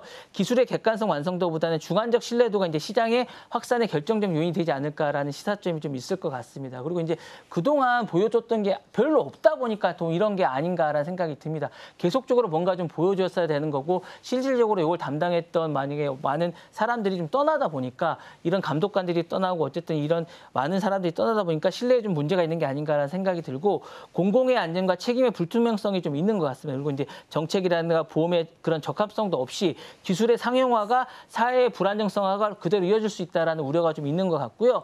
정치, 지역, 사회의 갈등이 격화되는 게 아닌가라는 생각이 또 듭니다. 그래서 기술의 리더의 정치적 이미지가 지금 좀 안 좋다 보니까 이런 이미지가 기술의 수용성과 그대로 직접적으로 연결될 수 있는 게 아닌가라는 생각이 들고요. 소비자 중심의 윤리 설계가 부족이 좀 있는 게 아닌가라는 생각이 듭니다. 그래서 설득이 좀 있었어야 되는 게 아닐까. 이런 걸 실시하기 전에 주민들과의 많은 커뮤니티를 통해서 이런 걸 하려고 한다라는 이야기가 있었어야 되는데 단순히 영상 하나만 보여주고 난 바로 하겠다라는 게 과연 옳은 것인가라는 생각이 좀 있어서 이런 부분에 대해서 어쨌든 로보택시의 핵심은 속도보다는 윤리 알고리즘의 신뢰성이 먼저 되었어야 되는 게 아닌가라는 생각이 좀 들어서 사실은 이제 머스크 테슬라가 차량 어쨌든 상능을 넘어서 지역사회 정치의 소통, 그다음에 윤리 설계라든가 책임 구조의 명확화가 좀 더 선례가 됐어야 하는 게 아닌가라는 생각이 들어서 이런 부분은 좀 아쉽다라는 생각이 좀 듭니다. 네, 그렇죠. 아무래도 이제 운전자 개입이 없는 단계까지 가다 보니까 만약에 사고가 발생하면 이 사고는 누가 책임질 것인가에 대한 부분도 사실 아직까지는 법적으로도 좀 미비한 상황이기는 하죠. 그래서 여전히 FSD 관련해서는 안전 문제가 좀 계속 불거지고 있는 상황인데 안전 문제가 로보택시 출시에 있어서도 영향을 좀 주긴 할 것 같거든요. 어떤 내용들 예상해 볼 수 있을까요? 안전 문제가 만약에 된다면 운행이 어쨌든 지연되거나 조건부 승인이 될 수가 있을 것 같고 왜냐하면 이게 후발주다 보니까 더욱 또 그런 것 같아요. 왜냐하면 다른 그 로보택시 같은 경우는 이미 레벨이 높은 수준이고 지금은 어쨌든 좀 낮은 수준으로 평가되고 있습니다. 아직까지는 레벨이 뭐 3나 4 정도 된다고 하는데 앞서가는 뭐 다른 택시들 같은 경우에는 뭐 구글이나 이런 쪽은 훨씬 앞서가서 이제 4 이상이라고 생각하기 때문에 이런 것 같고요. 지역 사회의 정치 반대가 훨씬 심합니다. 그러다 보니까 그러니까 정치 로비가 증가되고 지역 협의가 지연이 될 것 같은 생각이 들고요. 그 테스트 차량이나 사고 오작동에 대한 보도가 계속 나올 경우에는 브랜드 리스크가 확실히 많을 것 같아요. 왜냐하면 다른 택시들 같은 경우는 이미 많은 테스트와 많은 것들을 다른 도시에서 보여줬기 때문에 텍사스 오스틴에서 한 건이라도 만약에 발생한다. 그러면 이게 리스크가 훨씬 더 커질 가능성이 높고 그다음에 보험사라든가 투자자들이 과연 이런 것들에 대해서 특히 보험사가 수용할 건지에 대한 의문이 좀 들어요. 그래서 만약에 보험을 이게 못 가입할 경우에 이게 어떻게 될 것인가라는 의문이 좀 있습니다. 이게 저는 과연 이 보험이 어떻게 될지가 과연 관건이라는 생각이 드는데 서비스 확장보다는 단기 수익에 대한 압박이 늘지 않을까라는 생각이 들고 투자자 IR 비용도 상당히 상승하지 않을까라는 생각이 들어서 지역 경쟁사라든가 로컬에 대한 스타트업의 반사익이 좀 있을 것 같은 생각이 들면서 향후에 이 운행 승인이라든가 수익 모델이라든가 이런 부분에 대해서 악영향을 미칠 것 같은 생각이 들어서 이런 부분들을 잘 수용해야 되지 않을까라는 생각이 들면서 이런 부분들에 대한 도입 명분이라든가 이런 것들을 잘 확보해야 되지 않을까라는 생각이 듭니다. 네, 사실 로보택시 일정은 한번 또 우리가 예상했던 그 시기보다는 한번 미뤄진 날짜입니다. 그게 지금 22일인데 워낙 이제 머스크 CEO가 그 날짜를 좀 잘 지키지 못하는 걸로 유명하기 때문에 일단은 22일로 예정되어 있지만 추가적인 뉴스 봐야 될 것 같고요. 22일은 이번 주 일요일이니까 주말 사이 뉴스 그리고 다음 주까지도 함께 체크해 보시면 좋겠습니다. 자, 그럼 다음 키워드 함께 확인해 볼까요? 다음 키워드는 아마존 20조 호주 투자 보겠습니다. 아마존이 2025년부터 29년까지 호주 달러로 200억 달러, 우리 돈으로 하면 지금 약 20조 원 규모로 호주 데이터 센터 인프라에 투자하겠다라는 소식을 공식적으로 발표를 했습니다. 이번 투자 소식이 의미하는 바는 어떤 부분들이 있을까요? 뭐 사실은 저는 의외였어요. 호주에 뜬금없이 왜 이렇게 투자를 할까라는 생각이 좀 들었습니다. 이제 공식 블로그를 통해서 이제 아마존이 호주의 AI 역량 강화를 위해서 생성형 AI 지원과 이런 것들을 빅토리아주와 퀸즐랜드에 이제 170메가와트의 어쨌든 세계 태양광 와트를 이제 해서 이제 한다라고 합니다. 그래서 대규모로 이제 하겠다라고 하고 20조 규모라고 하니까 엄청난 금액을 투자하는 겁니다. 사실 이게 호주에 인프라가 있을까라는 생각이 들면서 넓은 땅, 전력 이런 것 때문에 하는 게 아닌가라는 생각이 드는데 호주를 이제 AI 클라우드 허브로 격상시키는 전략적 포석이 아닌가라는 생각이 듭니다. 그래서 호주는 지리적이라든가 정치적 안정성이라든가 기술 인프라든가 규제 친화성인 것 같고요. 싱가포르, 도쿄로 집중된 클라우드 일부를 이제 가져올 생각을 좀 하고 있는 것 같아요. 그래서 이런 거는 이제 호주 쪽에서 요청이 좀 있었지 않았을까. 인도를 AI로 하는 부분에 어떤 포석과 또 다른 약간의 이런 게 아닌가라는 생각이 들고요. 그리고 이제 호주 쪽에 요청이 좀 있었을 것 같아요. 주권 클라우드에 대한 선점 의도가 좀 있었다는 생각이 좀 듭니다. 먼저 가면 이게 많은 것들을 자신들이 가져올 수 있기 때문에 이런 게 아닌가라는 생각이 들면서 생성형 AI 기반을 마련하기 위한 것들의 또 다른 의도가 아닌가라는 생각이 들어서 이런 게 좀 들고요. 호주 정부와 이제 공공에 대한 어떤 장악의 전략도 좀 있을 것 같은 생각이 듭니다. 그래서 이제 아태 지역이라고 하죠. 아시아와 태평양 지역에 대한 요충지와 이제 디지털 생각보다 영어권을 쓰기 때문에 이 부분도 좀 있을 것 같고 교육 수준도 상당히 높습니다. 그래서 이제 이미 아마존은 40만 이상의 호주인을 대상으로 역량 교육을 계속 해왔기 때문에 이런 생태계를 계속 하지 않을까라는 생각이 드는데 저는 개인적으로는 우리나라는 왜 이런 것들에 대한 투자가 없을까라는 아쉬움이 좀 있어서 여러 가지로 좀 많은 아쉬움이 좀 있습니다. 네. 네, 호주 정부의 투자를 이어나가겠다라는 소식을 전한 상황입니다. 한국 또한 클라우드 주권이나 AI 인프라 전략도 점검이 좀 시급한 시기가 아닌가라는 생각도 좀 드는데요. 일단 이런 움직임이 좀 나타났다라고 봤을 때 호주 시장 안에서 호주 국가 자체만 놓고 봤을 때도 글로벌 AI 허브로서 성장할 수 있는 도약의 가능성도 좀 점쳐볼 수 있을까요? 예, 이제 확장된 클라우드랑 AI 인프라를 많이 할 수 있을 것 같고 지리적 이점도 좀 많이 있을 것 같아서 규제나 데이터 욕구에 대한 충족도 좀 있을 것 같고요. 인력 개발이나 기술 교육이나 지속 가능한 리더십이 있을 것 같습니다. 그리고 경제 개발이랑 생태계도 많이 있을 것 같은 생각이 들어서 이런 부분들이 이점으로 작용한 게 아닌가라는 생각이 듭니다. 그런 부분들이 많이 있어서 향후에 이런 부분들이 많이 하게 될 것 같고요. 다만 이제 우리나라도 이런 부분들에 대해서 어쨌든 우리가 좀 많이 있었으면 좋겠다는 생각이 드는데 대안으로 우리나라가 왜 이런 부분이 왜냐면 우리는 교육도 많이 있고 인프라도 많이 있을 것 같은데 다만 우리가 이제 어려운 이런 것 같습니다. 복잡하고 느린 규제가 계속 좀 이런 것들이 발목을 잡은 게 아닌가라는 생각이 듭니다. 이로써 이제 투자자의 신속한 사업진이라든가 확장의 어려움이 계속 있어서 우리나라는 안 한 것 같고요. 그다음에 네트워크 분리 규정이라든가 데이터 주권에 관한 규제가 너무 많습니다. 그래서 이런 것들을 이제 이재명 정부가 좀 풀어줬으면 좋겠다는 생각이 계속 들고요. 시장 내 독점이나 규제가 우려가 좀 있습니다. 우리나라는 이미 이제 60% 이상 차지하면 이런 부분에 대한 것들의 경계가 좀 있어서 KT라든가 NHN이라든가 치열한 경쟁 시장이기 때문에 이런 부분들을 과연 아마존이 뚫고 들어올 수 있을까라는 생각이 좀 들어서 향후에 이런 부분들을 많이 풀어주면 빅테크들이 많이 들어오지 않을까라는 생각이 듭니다. 네. 네, 그래도 데이터 센터에 대한 투자에 대해서 빅테크 기업들도 과소 투자보다는 과대 투자가 낫다라는 시각들이 좀 있는 상황이라서 우리나라에서도 이런 투자가 같이 이루어질 수 있을지 같이 보자라는 말씀 주셨습니다. 자, 5번째 키워드 마무리하고 마지막 키워드 살펴보겠습니다. 네, 다음 키워드는 카드 대신 토큰 보도록 하겠습니다. 이제 디지털 달러라고 불리는 스테이블 코인 관련된 이야기를 해볼 텐데요. 이제 내일이죠. 현지 시간 17일 기준으로 봤을 때 우리 시간으로는 내일이 될 텐데 스테이블 코인과 관련된 법안, 이른바 지니어스 액트가 이제 본회의 표결만 남겨둔 상황입니다. 근데 사실 문제는 통과되면 그 다음이 문제가 좀 될 수 있을 것 같아서 어떤 내용들을 좀 살펴보면 좋을까요? 이제 많은 사람들이 이제 이게 통과될 가능성이 높다. 라고 보는 것 같아요. 그럴 경우에 이제 뱅크런이 좀 있을 것 같은 생각이 좀 듭니다. 그러니까 중소기업은행에서 이제 많은 부분들이 이제 발행자에 대해서 이제 준비금이라든가 이런 것들이 되면 많은 사람들이 이제 이런 부분에 대해서 어쨌든 돈이 많이 빠져나가지 않을까. 특히 미국에 있는 중소은행들이 돈이 많이 빠져나갈 것 같은 생각이 듭니다. 그러니까 예금 이탈을 하기 위해서는 금리를 더 높여야 되지 않을까라는 생각이 듭니다. 그래서 사실은 대형은행들은 스테이블 코인 준비금을 위해서 돈을 많이 쌓아놓기 때문에 크게 상관이 없는데 뭐 서클은 JP 모건이나 그러니까 뱅크 오브 아메리카라든가 이런 부분에 현금을 보관하고 있어서 크게 상관이 없습니다. 왜냐하면 이런 은행들을 이용하고 있기 때문에 상관이 없는데 그 외 은행들은 문제가 좀 있을 것 같아요. 이런 은행들에서 돈이 많이 빠져나갈 것 같고요. 왜 그러면 이 중소은행의 돈이 무너지냐 하고 되면 스테이블 코인이 고속이라든가 고이자라든가 고신뢰가 됩니다. 이게 사실 이런 부분에서 어느 정도 돈이 보장이 되기 때문에 USDC라든가 USDT라든가 주요 스테이블 코인이 1대1로 연동된 디지털 자산입니다. 그러다 보니까 많은 수익이 보장이 됩니다. 그렇기 때문에 예치 시에는 4에서 6% 정도 수익률이 가능하기 때문에 사람들이 굳이 아주 낮은 율의 중소은행에 돈을 놔둘 이유가 없거든요. 그래서 이런 은행들은 돈이 많이 빠져나가지 않을까라는 생각이 들어서 상대적으로 이제 지역 중소은행이 구조적으로 불리하게 됩니다. 낮은 유동성 커버리지라든가 높은 이런 대출 비중이라든가 어쨌든 대응은행에 비해서 신뢰가 낮기 때문에 아마 스테이블 코인이 만약에 승인이 된다 그러면 이쪽에 뱅크런이 있을 것 같고요.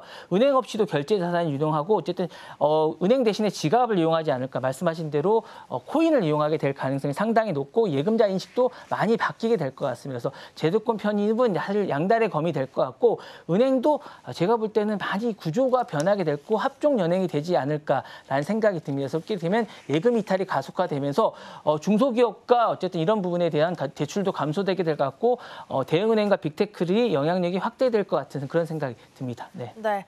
지니어스 액트가 통과가 되더라도 그 이후가 더 문제가 될 수 있겠다. 중소형단에 있는 은행들은 오히려 뱅크런 사태가 발생할 수도 있다라는 부분을 좀 짚어주신 상황인데요. 그러면 스테이블 코인 규제가 지역은행 고객 기반에게는 어떤 위협을 좀 주게 될까요? 어쨌든 거래형 예금이 유출될 것 같습니다. 스테이블코인이 플랫폼 입금이 이전이 될 것 같고요. 이자 부담에 대한 것들이 경쟁이 심화되지 않을까라는 생각이 듭니다. 스테이블코인 같은 경우 이제 말씀하셨던 대로 이자율이 상당히 높기 때문에 이 부분에 대해서 서로 이제 이자율을 높이다 보면 제가 볼 때는 이 중소형 은행이니까 사실 대형은행이 어떤 거냐.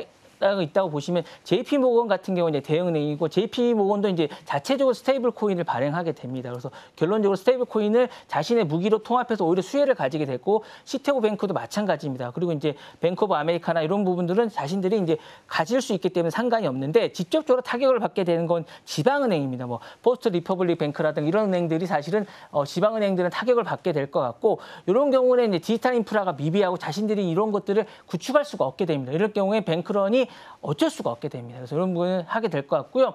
규모가 작고 예금 기반 유치에 민감한 이런 은행들은 자금 조달이 어려워지고 유동성 압박에 즉각적으로 노출될 가능성이 상당히 있게 될 것 같고요. 그다음에 타격은 있지만 대응 여지가 있는 은행들은 이제 웰스파고라든가 이런 은행들은 이제 대형이지만 기술 속도가 좀 느려서 이런 은행들은 좀 지켜봐야 되지 않을까라는 생각이 들어서 합종 연행이 가속화되지 않을까라는 생각이 들면서 빅테크와 이제 핀테크들이 이런 은행들을 자신들의 먹잇감으로 좀 보지 않을까라는 생각이 들면서 이런 부분들을 좀 유심히 봐야 될 것 같고요. 핵심 예금들은 감소할 것 같은 생각이 많이 듭니다. 그리고 이제 도매 자금의 조달 의존도가 많이 줄어들 것 같은 그런 생각도 듭니다. 그래서 향후에 이런 부분들을 많이 봐야 될 것 같고, 그 다음에 이제 지니어스 액트가 되게 되면 이제 돈을 빌릴 수 있거나 돈을 이제 쓰게 되는 부분도 진입 장벽이 많이 낮아지게 될 것 같고요.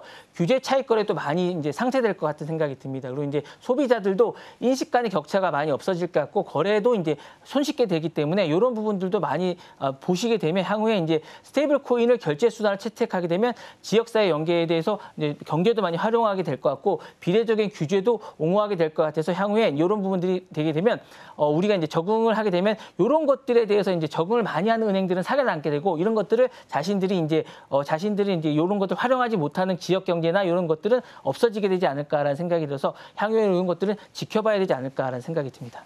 네, 스테이블 코인과 관련된 내용은 글로벌리하게도 그리고 국내에서도 움직임이 같이 동등하게 나타나고 있는 상황인데요. 현재 시간 17일 기준으로 지니어스 액트 통과 표결 관련된 내용이 있으니까 통과 관련된 뉴스 나오면 함께 챙겨드리도록 하겠습니다. 오늘도 6가지 경제 키워드 잘 살펴봤고요. 본부장님과는 여기서 인사 나누겠습니다. 오늘 말씀 고맙습니다. 네, 감사합니다.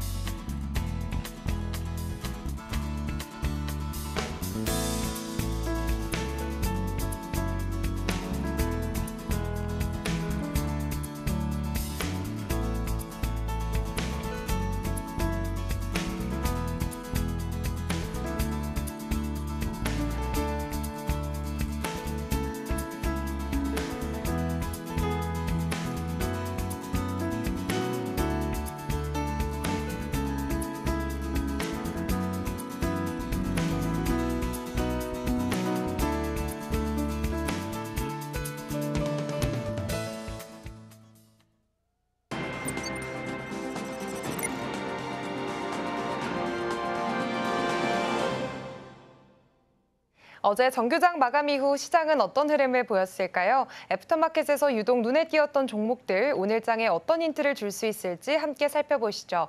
먼저 어제 애프터마켓에서 상승률 상위 종목들 살펴보겠습니다. 1위로는 롯데이노베이트가 차지하고 있습니다. 29%로 상한가 터치하면서 마감을 했고요. 또 삼성 SDS도 23%, 코오롱까지도 23%가량 나란히 상승세 보였습니다. 그리고 토모큐브와 흥구석유까지 18%대 이상의 급등세 보이면서 마감을 했습니다. 그렇다면 이어서 하락률 상위도 살펴보겠습니다. 넥스트칩 17% 떨어지면서 하락률 1위를 기록했고요. CJ CGV가 6%, 그리고 시프트업과 넥슨게임즈까지 나란히 6% 이상의 하락세 보였습니다. 그리고 5위로는 중앙청담 소재가 위치해 있는데요. 5% 가까이 하락하면서 역시나 애프터마켓에서 떨어지는 주가 흐름을 나타냈습니다. 그렇다면 애프터마켓에서 투자자들의 시선이 향했던 종목들, 그 이슈를 자세히 살펴보겠습니다. 넥스트 트레이딩 지금 시작합니다.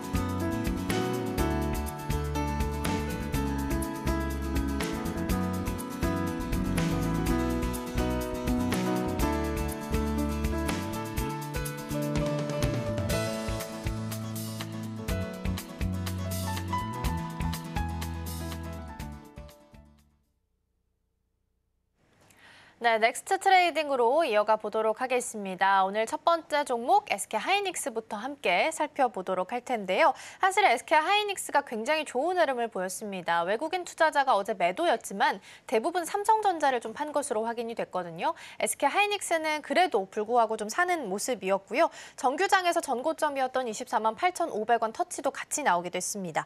애프터마켓에서도 6.5% 오르면서 시장의 관심을 한몸에 받았습니다. 배경부터 함께 좀 살펴볼까요? 네, 어제 SK하이닉스의 상승 배경에는 여러 가지 호재가 좀 복합적으로 작용이 됐습니다. 가장 주목할 만한 건 차세대 메모리 반도체 HBM4의 선제 공급 소식이 전해졌는데요. SK하이닉스가 지금 엔비디아가 개발 중인 차세대 AI 칩셋 루빈 샘플에다가 HBM4 메모리를 일부 먼저 공급하고 있다는 소식이 어제장에서 전해졌습니다. 원래는 10월부터 양산에 들어갈 예정이었는데 루빈의 샘플 출하가 9월로 한 달 앞당겨졌고요. SK하이닉스 역시 일부 물량을 이미 공급하고 있는 걸로 알려졌습니다. 이게 왜 중요하냐면 이 AI 반도체 시장의 흐름을 바꿀 수 있는 변화기 때문인데요. HBM4는 기존 HBM3E보다 훨씬 더 빠르고 발열도 잘 잡고 또 에너지 효율도 좋습니다. 그래서 이걸 누가 먼저 안정적으로 공급하느냐에 따라서 시장 점유율 싸움이 갈릴 수밖에 없습니다. 지금 상황을 보면 삼성전자는 아직 엔비디아 공급망에 본격적으로 들어가지 못했고요. 마이크론은 생산량과 수율 모두 제한적인 상황입니다. 그렇다 보니까 현재로서는 SK하이닉스가 사실상 독점적인 위치에 있는 셈인데요. 이렇게 중요한 HBM4를 SK하이닉스가 먼저 공급한다는 소식에 투자자들은 이 회사가 HBM 시장에서 앞으로 최소 1년은 앞서 나가겠구나라는 확신을 갖게 된 거고요. 그런 기대감이 애프터마켓 주가에서 고스란히 반영이 됐습니다. 네, HBM을 두고서 삼성전자랑 SK하이닉스가 경쟁을 좀 벌였었는데 HBM3 2단계에서는 SK하이닉스가 계속 앞서 나가고 있는 상황이었기 때문에 삼성전자가 SK하이닉스를 꺾을 수 있는 유일한 방법 중에 하나가 또 HBM4이기도 했습니다. 그런데 그럼에도 불구하고 이번에도 SK하이닉스가 이쪽에서도 조금 더 앞서 나가는 것으로 확인이 되면서 투자자들도 관심을 좀 가지고 있는 건데요. HBM이 시장 안에서 가장 중요한 키워드다라고 해석을 좀 할 수 있을까요? 네, 맞습니다. 요즘 HBM이라는 말 참 많이 들어보셨을 텐데요.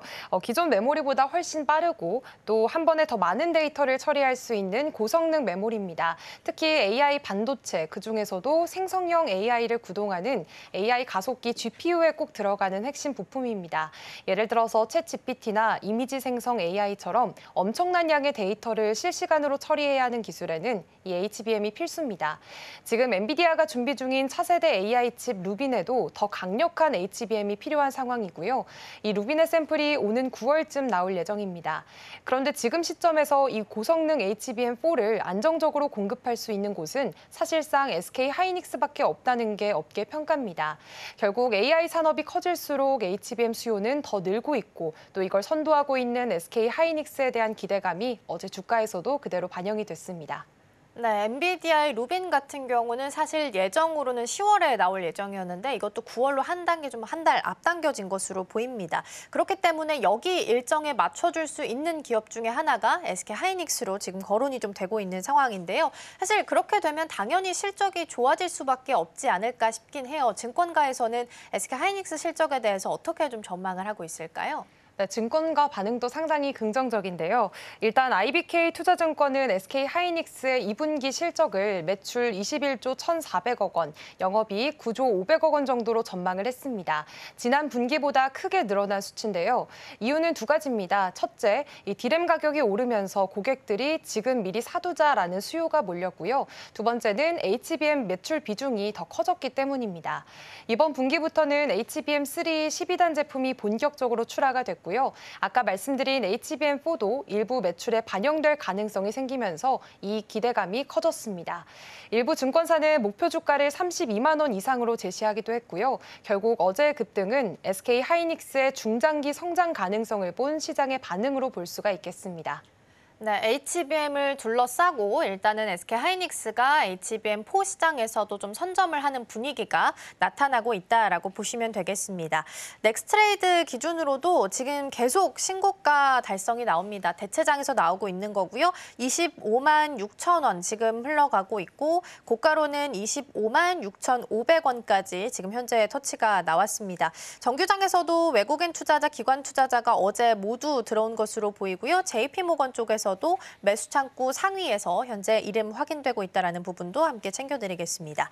자, 그럼 이어서 다음 종목 삼성 SDS로 넘어가 보겠습니다. 사실 이렇게 무거운 종목이 정규장에서도 지금 한 20% 좀 넘게 상승을 했던 것으로 확인이 좀 되고 있는데 21.65% 상승하면서 종가를 좀 형성을 했습니다. 사실 그동안 못 갔던 종목이어서 더 기대감이 좀 모아지고 있는 상황인데요. 애프터마켓에서도 23% 급등세를 보이면서 마감을 했습니다. 강한 반응이 나왔던 이유부터 살펴볼까요? 네, 우선 이번 상승은 글로벌 결제 시장의 흐름이 바뀔 수도 있다라는 그런 시장의 기대감이 반영된 결과였는데요. 최근 월스트리트 저널 보도에 따르면 월마트와 아마존이 자체 스테이블 코인 발행을 추진 중인 것으로 알려졌습니다. 여기에 익스피디아나 일부 항공사들까지 스테이블 코인 참여 가능성이 거론이 되면서 결제 시장의 판을 바꿀 수 있는 흐름으로까지 해석이 되고 있습니다. 스테이블 코인은 디지털 화폐지만 가격이 크게 흔들리지 않기 때문에 결제 수단으로 안정성이 높고요. 또 무엇보다 신용카드 결제 시 발생하는 수수료 부담을 줄일 수 있다는 점에서 유통업체들의 관심이 높습니다. 이런 분위기 속에서 삼성 SDS는 이미 블록체인 기반 결제와 계약 시스템을 자체 플랫폼인 넥스레저로 상용화해온 기업이기 때문에 이번 흐름에서 가장 앞서 있는 국내 기업 중 하나로 다시 주목을 받게 됐습니다. 네, 삼성 SDS도 마찬가지로 이제 좀 숨겨져 있던 종목 중에 하나로서 주목을 좀 받았는데요. 이 이슈 외에도 특별하게 좀 주목받는 이유가 있었을까요? 네, 사실 삼성 SDS는 이런 최근 블록체인 기술뿐만 아니라 AI 그리고 또 클라우드 기술까지 결합한 디지털 금융 플랫폼 전략에도 속도를 내고 있습니다. 특히 주목할 부분은 삼성 계열사 간의 시너지 효과인데요. 예를 들어서 삼성페이나 또 삼성전자의 B2B 솔루션과도 기술적으로 바로 연결될 수 있는 구조를 갖추고 있기 때문에 앞으로 블록체인 기반 결제나 인증 시스템이 실제 서비스에 적용될 가능성이 크다라는 분석이 나오고 있습니다.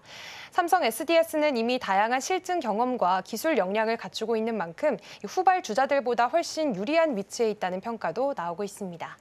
네, 그러니까요. 다른 종목들이 좀 움직였을 때 상대적으로 주목을 못 받다가 어제부터 좀 상승세를 이어가고 있는 분위기인데 그렇다면 추가적으로 좀 상승할 수 있을지 증권가에서는 이 종목 어떻게 바라보고 있을까요? 네, 증권가에서도 조금씩 긍정적인 전망이 나오고 있는 분위기인데요. 특히 삼성 SDS는 기존 IT 서비스 부문에서 안정적인 수익을 이미 내고 있고 여기에 이번 스테이블 코인 이슈를 계기로 해서 새로운 성장 동력까지 확보했다는 평가를 받고 있습니다. 무엇보다 정책 수익 흐름과 기술적인 준비 상태가 동시에 갖춰졌다는 점에서 이번 상승을 단기적인 반짝 이슈가 아니라 또 중장기 성장 스토리의 시작으로 보는 시각이 많은 상황입니다. 네, 현재 글로벌 결제 시장에 있어서도 많은 변화가 있는 만큼 관련된 뉴스도 함께 체크를 좀 해보셔야 될 것 같고요. 앞선 코너에서 살펴봤던 것처럼 스테이블 코인 관련된 법안 지니어스 액트는 현재 시간 17일 본회의 표결 예정되어 있다, 상원 표결 남아있다라는 부분도 함께 챙겨보시면 좋겠습니다. 다음 종목으로는 신풍제약 함께 살펴보겠습니다. 애프터마켓에서는 10% 넘게 오르면서 마감을 좀 했었는데요. 어떤 배경들 살펴봐야 될까요? 네, 어제 신풍제약에 강한 매수세가 몰렸던 배경에는 이 말라리아 치료제인 피라맥스가 유럽에서 새로운 용도 특허를 취득했다라는 소식이 있었습니다. 유럽 특허청에서 피라맥스의 성분이 코로나19, 사스, 메르스 같은 RNA 바이러스 감염병 치료에 쓸 수 있다는 걸 인정을 받은 건데요. 이건 단순히 말라리아 치료가 아니라 다양한 바이러스성 호흡기 질환에 적용될 수 있다는 의미여서 큰 주목을 받았습니다.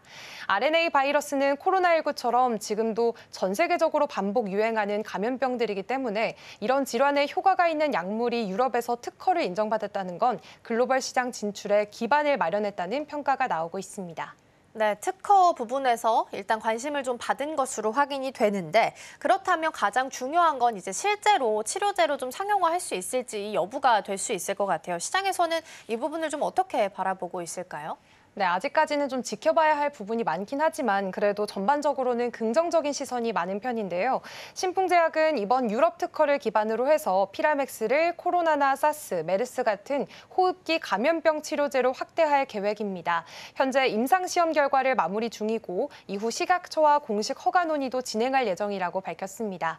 만약 실제로 허가까지 이어지게 된다면 기존 말라리아 치료제에서 항바이러스 약물로 영역이 확장이 되면서 제품 수명도 길어지고 또 수출 시장에서도 쓰임새가 더 넓어질 수 있다는 기대감이 나오고 있습니다.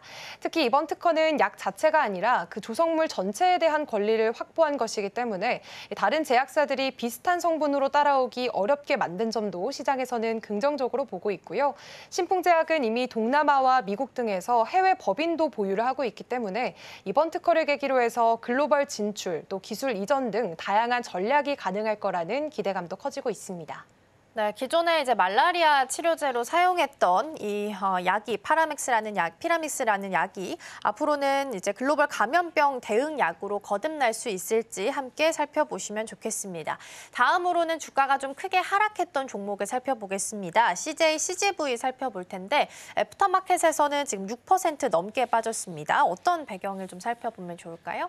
네, 이번 하락의 경우에는 단순한 실적 우려라기보다는 회사에 대한 신뢰 문제가 좀 크게 작용을 한 것으로 보이고 있습니다. 핵심은 미래에셋증권과 MBK 파트너스가 CJ CGV의 해외 지주사인 CGI 홀딩스 지분을 외부에 매각하려는 움직임을 보인 건데요. CJ와 협의 없이 드래그 얼롱이라는 조항을 통해서 강제 매각에 나설 수 있다는 상황입니다. 이게 행사가 된다는 건 투자자들이 CJ CGV의 회복 가능성을 더 이상 믿지 않는다라는 뜻으로 해석이 됩니다. 특히 CGI 홀딩스는 CGV 전체 매출과 이익에서 큰 비중을 차지하는 핵심 자회사인데요. 이 지분이 외부로 넘어가게 된다면 CJ가 영화관 사업에서 손을 떼려는 것 아니냐는 우려도 나오고 있습니다.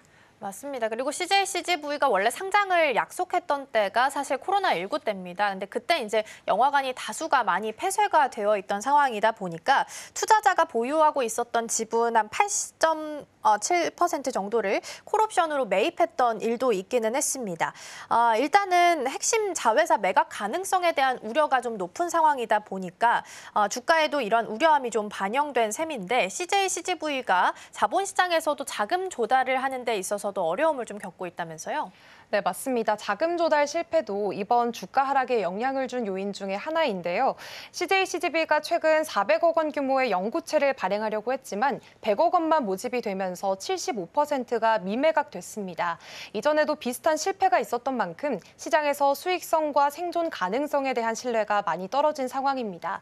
여기에 롯데시네마와 메가박스의 합병 이슈까지 겹치면서 1위 사업자로서의 입지도 위협받고 있다는 점이 불안감을 더 키운 것으로 보입니다.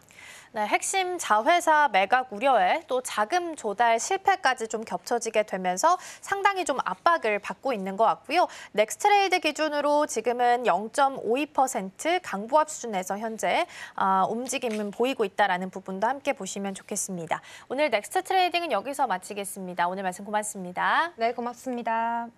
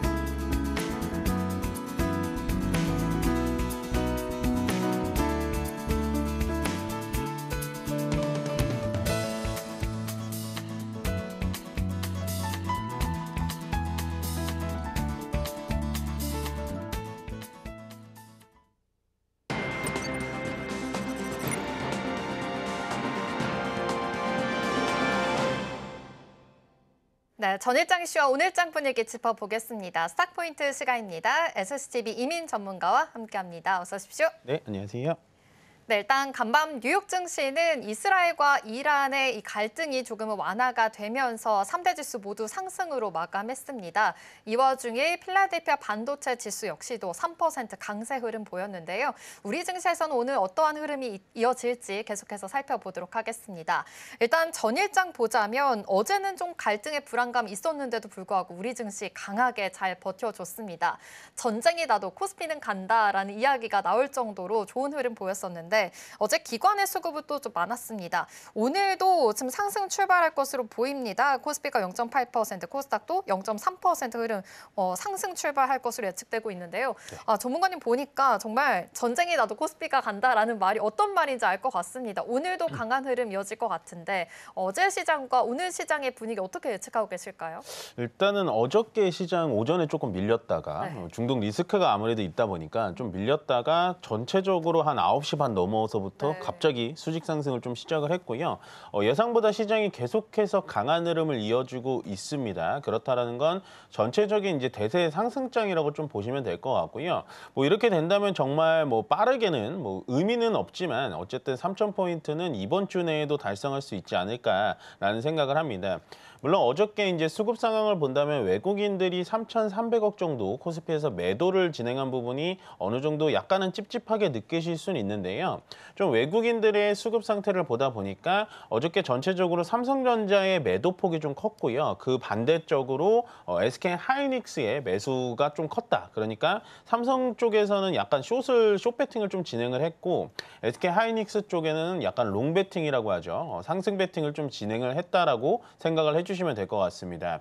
결국에는 지금 환율도 계속해서 안정적으로 흘러나가고 있고요. 1,358원이니까 오늘도 어느 정도의 이제 시장이 좀 안정이 된다면 아마 환율도 좀 떨어지게 되면 1,350원대까지 좀 떨어질 수 있을 것 같다는 생각이 들고 계속해서 시장이 상승을 해주는데 한 번은 눌렀다가 상승을 해주겠지라는 예측을 하고 들어오기는 했습니다만 결국에는 현재 지금 예탁금이라고 하죠. 예탁금 계좌라고 하는 주식을 바로 살 수 있는 예탁금 계좌에 벌써 60조가 넘게 들어와 있다라는 수치를 본다면 결국에는 시장은 계속해서 강세를 이어나갈 수밖에 없을 것 같고요. 거기에 따라서 신용잔고라고 하는 비투라고 하죠. 신용을 낼 수 있는 그 신용잔고도 계속해서 예탁금을 따라서 올라가고 있기 때문에 전체적으로 시장은 돈의 힘으로 인해서 움직여지고 있다라고 정리해드리고 싶습니다. 네, 지금 돈의 힘으로 움직여지고 있고 예탁금도 있는 상황이기 때문에 앞으로의 상승 랠리가 이어질 가능성이 더 높다라고 이야기해봐도 괜찮을 것 같습니다. 그렇다면 오늘 장에서 좀 강하게 움직일 만한 이런 종목들 하나씩 좀 알아볼 텐데요. 일단 간밤에 뉴욕 증시에서 AMD가 8% 강세 흐름 가졌습니다. 사실 반도체 종목들 그리고 AI 관련해서 수급들도 계속해서 들어오고 있는 상황인데요. 또 AMD가 지금 관련해서 렉시스템 헬리오스도 크게 주목을 받고 있고 새로운 AI 칩까지 내놓은 상황이잖아요. 지금 기대감도 굉장히 있는 상황입니다. 이와 관련해서도 우리나라 이 반도체 투톱도 잘 갈 것 같은데 그중에서 SK하이닉스가 더 잘 가고 있잖아요. 이거에 대한 전략은 어떻게 세워보면 좋을까요? 일단은 뭐 누가 더 좋다 나쁘다라고 참 정의짓기는 참 어렵긴 한데 우리나라 투톱이기도 하고 거기다가 뭐 지수가 3,000포인트 넘어서 3,200포인트를 가려면 어쨌든 삼성전자가 좀 움직여줘야 되는 건 맞는데요. 현실적으로 보자면은 지금 AI 반도체, 그러니까 방금 얘기해 주신 뭐 엔비디아의 GPU라든지 아니면 AMD 쪽의 고성능 반도체의 현재 주가의 반응을 받고 거기다가 수급이 따라서 올라가는 종목은 SK하이닉스가 맞습니다. 그만큼 HBM에 대해서는 SK하이닉스가 상당히 강세적으로 원래 압도적이게 시장을 점유하고 있었기 때문에 삼성전자와 SK하이닉스의 주가의 움직임이 약간 냉탕과 온탕을 왔다 갔다 할 수밖에 없다라고 보여지고요. 그렇기 때문에 현재 삼성전자의 주가가 언제 올라가느냐, 언제 시간이라는 거는 알 수는 없지만 결과론적으로 삼성전자가 조금 더 강세를 보여주고 위쪽으로 하이닉스만큼 좀 올라가 주려면 결국엔 엔비디아 쪽에 대해서 HBM의 납품, 그러니까 앞으로의 미래 반도체에 대해서 기술력을 좀 입증을 해줘야 된다라는 생각을 해주고 있습니다. 그와 별개로 일단 AMD 쪽에 대해서 HBM을 삼성전자가 납품을 하겠다라는 어저께 뉴스가 나왔으니까요. 오늘도 시장 개장을 해보면 삼성전자의 움직임을 그 다음에 체크를 해봐야 될 것 같은 흐름입니다. 네, 좋습니다. 삼성전자가 그래도 납품할 수 있을 것 같다 이렇게 얘기해 주시면서 지금 예측가로도 1.2% 상승하면서 프리마켓에서도 오르고 있으니까요. 이 점도 참고해 보시면 좋을 것 같습니다. 지금 SK하이닉스가 또 어제 52주 신고가 경신하면서 굉장히 또 좋은 흐름 이어지고 있잖아요. 외국인들의 순매수세도 이어지고 있으니까요. 오늘 반도체 투톱의 흐름들도 집중해서 살펴보시면 좋을 것 같습니다. 또 이 와중에도 HBM 관련된 종목들 잠시 후에 개장하고 나서도 제가 한번 여쭤볼 테니까요. 함께 같이 투자 포인트까지 세워보시면 좋을 것 같습니다. 우리 시장 출발해 보겠습니다.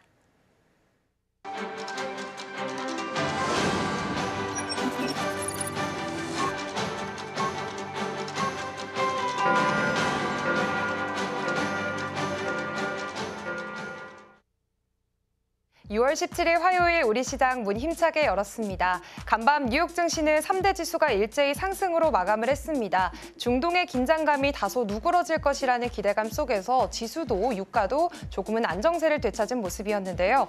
어제 국내 증시도 중동 리스크를 극복을 하면서 양시장 모두 1%가 넘는 강세를 보였습니다. 코스피는 기관과 개인의 순매수에 힘입어서 2,940선을 돌파하면서 연중 최고치를 기록을 했고요. 또 이제 3,000피까지는 6걸음 정도 남은 상황입니다. 코스닥도 힘차게 반등을 하면서 770선을 회복하는 모습을 보였는데요. 업종별로는 방산주들이 여전히 강한 흐름을 이어갔고요. 또 스테이블 코인이나 STO 관련 종목들도 좋은 시세를 보였습니다. 그렇다면 과연 오늘 시장 상황은 어떤지 이어서 살펴보도록 하겠습니다. 오늘 양시장은 모두 상승으로 출발하고 있습니다. 코스피는 0.45% 상승하면서 2,959선 지나가고 있고요. 코스닥은 0.36% 상승하면서 780선 지나가고 있는 상황입니다. 그렇다면 시총 상위주들의 움직임 체크해 보겠습니다. 먼저 코스피 시장입니다. 오늘 반도체 투탑은 함께 빨간불 켜내고 있습니다. 삼성전자 1.2%가량 올라서 있고요. SK하이닉스 1.6% 오르면서 25만 닉스 돌파한 모습도 보여지고 있습니다. 간밤 엔비디아가 2% 가까운 강세를 나타냈고 필라델피아 반도체 지수는 3%가 넘는 오름세를 보였습니다. 그렇기 때문에 오늘 국내 반도체주들 좋은 훈풍 받아가고 있는 모습인데요. 하지만 삼성전자는 어제장 안에서 시총 비율이 15%선 아래로 떨어지게 되면서 9년 만에 최저 수준을 기록했다라는 소식도 전해졌습니다. 하지만 오늘 장안에서는 1%대 오름세 가져가고 있고요. SK하이닉스의 경우에는 어제장 안에서 HBM4를 엔비디아에 소량 납품하고 있다라는 소식이 전해지면서 강한 매수세가 몰렸습니다. 작년 7월에 기록한 역사적인 신고가를 어제 다시 쓰기도 했는데요. 5%대 상승에 이어서 오늘도 추가 상승분 가져가고 있습니다. 삼성바이오로직스의 경우에는 현재 0.5% 강보합권 빨간불 켜내고 있는 상황입니다. 상황이고요. 삼성 오가노이드를 출시를 하게 되면서 CRO로 사업 포트폴리오를 확장하는 움직임도 역시나 보여주고 있는 상황입니다. 또 간밤에는 바이오 USA도 시작을 하게 되면서 바이오주들 당분간은 좀 시장의 주목을 받게 될 것으로 보여지고 있습니다. LG 에너지솔루션도 오늘 1%대 강세 나타내면서 29만 6천 원 선 지나가고 있는 상황입니다. 어제장에서 중국 체리 자동차에 1조 원 규모의 원통형 배터리를 공급했다라는 소식이 전해졌는데요. 최근 들어서 LG 엔솔이 46 시리즈 공급 계약을 잇따라 체결하면서 그래도 수주 경쟁력을 보여주고 있는 모습도 포착을 해보실 수가 있겠습니다. 하나 에어로스페이스는 오늘 2%가량 빠지고 있습니다. 95만 원 선에서 주가가 지금 형성돼 있는 상황인데요. 중동 교전이 여전히 지속되고 있는 가운데 어제장 안에서 방산주들 흐름 역시나 좋았습니다. 특히나 하나그룹주들이 미국의 방산 기업과 협력한다라는 소식 전해지면서 동반 상승하는 흐름을 나타냈는데요. 오늘 장안에서는 쉬어가고 있습니다. 이어서 나머지도 살펴보시죠. 오늘 현대차와 기아 흐름 그래도 괜찮습니다. 0.25%, 0.62% 각각 빨간불 켜낸 상태고요. 어제장에 이어서 그래도 추가 상승분 가져가고 있는 모습도 포착이 되고 있습니다. 현재 말하는 동시에 지금 현대차는 하락 전환한 모습도 보여지고 있고요. KB금융 0.09%대 약보합권, 그리고 HD현대중공업은 오늘 0.45%대 빨간불 켜내고 있습니다. 그리고 두산에너빌리티가 특징적으로 현재 시총 10위권 내로 진입한 모습도 보여지고 있습니다. 오늘도 3.36%대 강한 매수세 모이면서 61,600원 선에서 거래가 되고 있습니다. 그렇다면 이어서 코스닥 상황도 함께 살펴보도록 하겠습니다. 현재 알테오젠과 HLB 모두 나란히 빠지고 있습니다. 알테오젠은 0.25% 그리고 HLB는 0.78% 하락하고 있는데요. 알테오젠의 경우에는 미국 특허청이 할로자임의 두 번째 특허 무효 심사를 개시를 했는데 알테오젠이 이 분쟁에서 승기를 잡을 가능성이 높다라는 분석이 시장에서 나오고 있는 상황입니다. 현재 0.12%대 다시 강보합 전환했습니다. 에코프로 그룹주들의 경우에는 오늘 약보합권의 흐름 보여주고 있고요. 레인보우 로보틱스도 0.7% 하락하고 있습니다. 이어서 나머지도 빠르게 살펴보시죠. 네, 오늘 파마리서치 4%대 낙폭도 한번 그려내고 있습니다. 지난주 인적 분할 이슈로 인해서 파마리서치는 하루 만에 시총 1조 원이 증발을 했고요. 저가 매수세가 몰리면서 어제장 안에서는 그래도 주가가 다시 회복해 나가나 싶었는데 오늘장 안에서 다시 큰 폭으로 빠지는 모습 연출되고 있습니다. 휴젤과 펩트론, 리가켄 바이오까지 모두 나란히 빠지고 있고요. 삼천당 제약이 6%대 강세로 시총 10위권에 진입을 했습니다. 지금까지 시장 상황 전해드렸습니다. 네, 6월 17일 화요일 우리시장 개장했습니다. 우리시장은 코스피, 코스닥 양시장이 좀 엇갈린 흐름 이어지고 있습니다. 코스피가 0.22% 상승하면서 2,953포인트 선 지나가고 있고요. 코스닥이 조금 소폭 하락했네요. 하지만 외국인들의 좀 매수세가 들어오지 않고 있는 모습이 좀 포착이 되고 있습니다. 이 와중에 두산 에너빌리티가 10위권 안으로 들어왔다는 소식, 그리고 오늘 방산주들이 좀 쉬어가는 흐름 보여지고 있는 것 같습니다.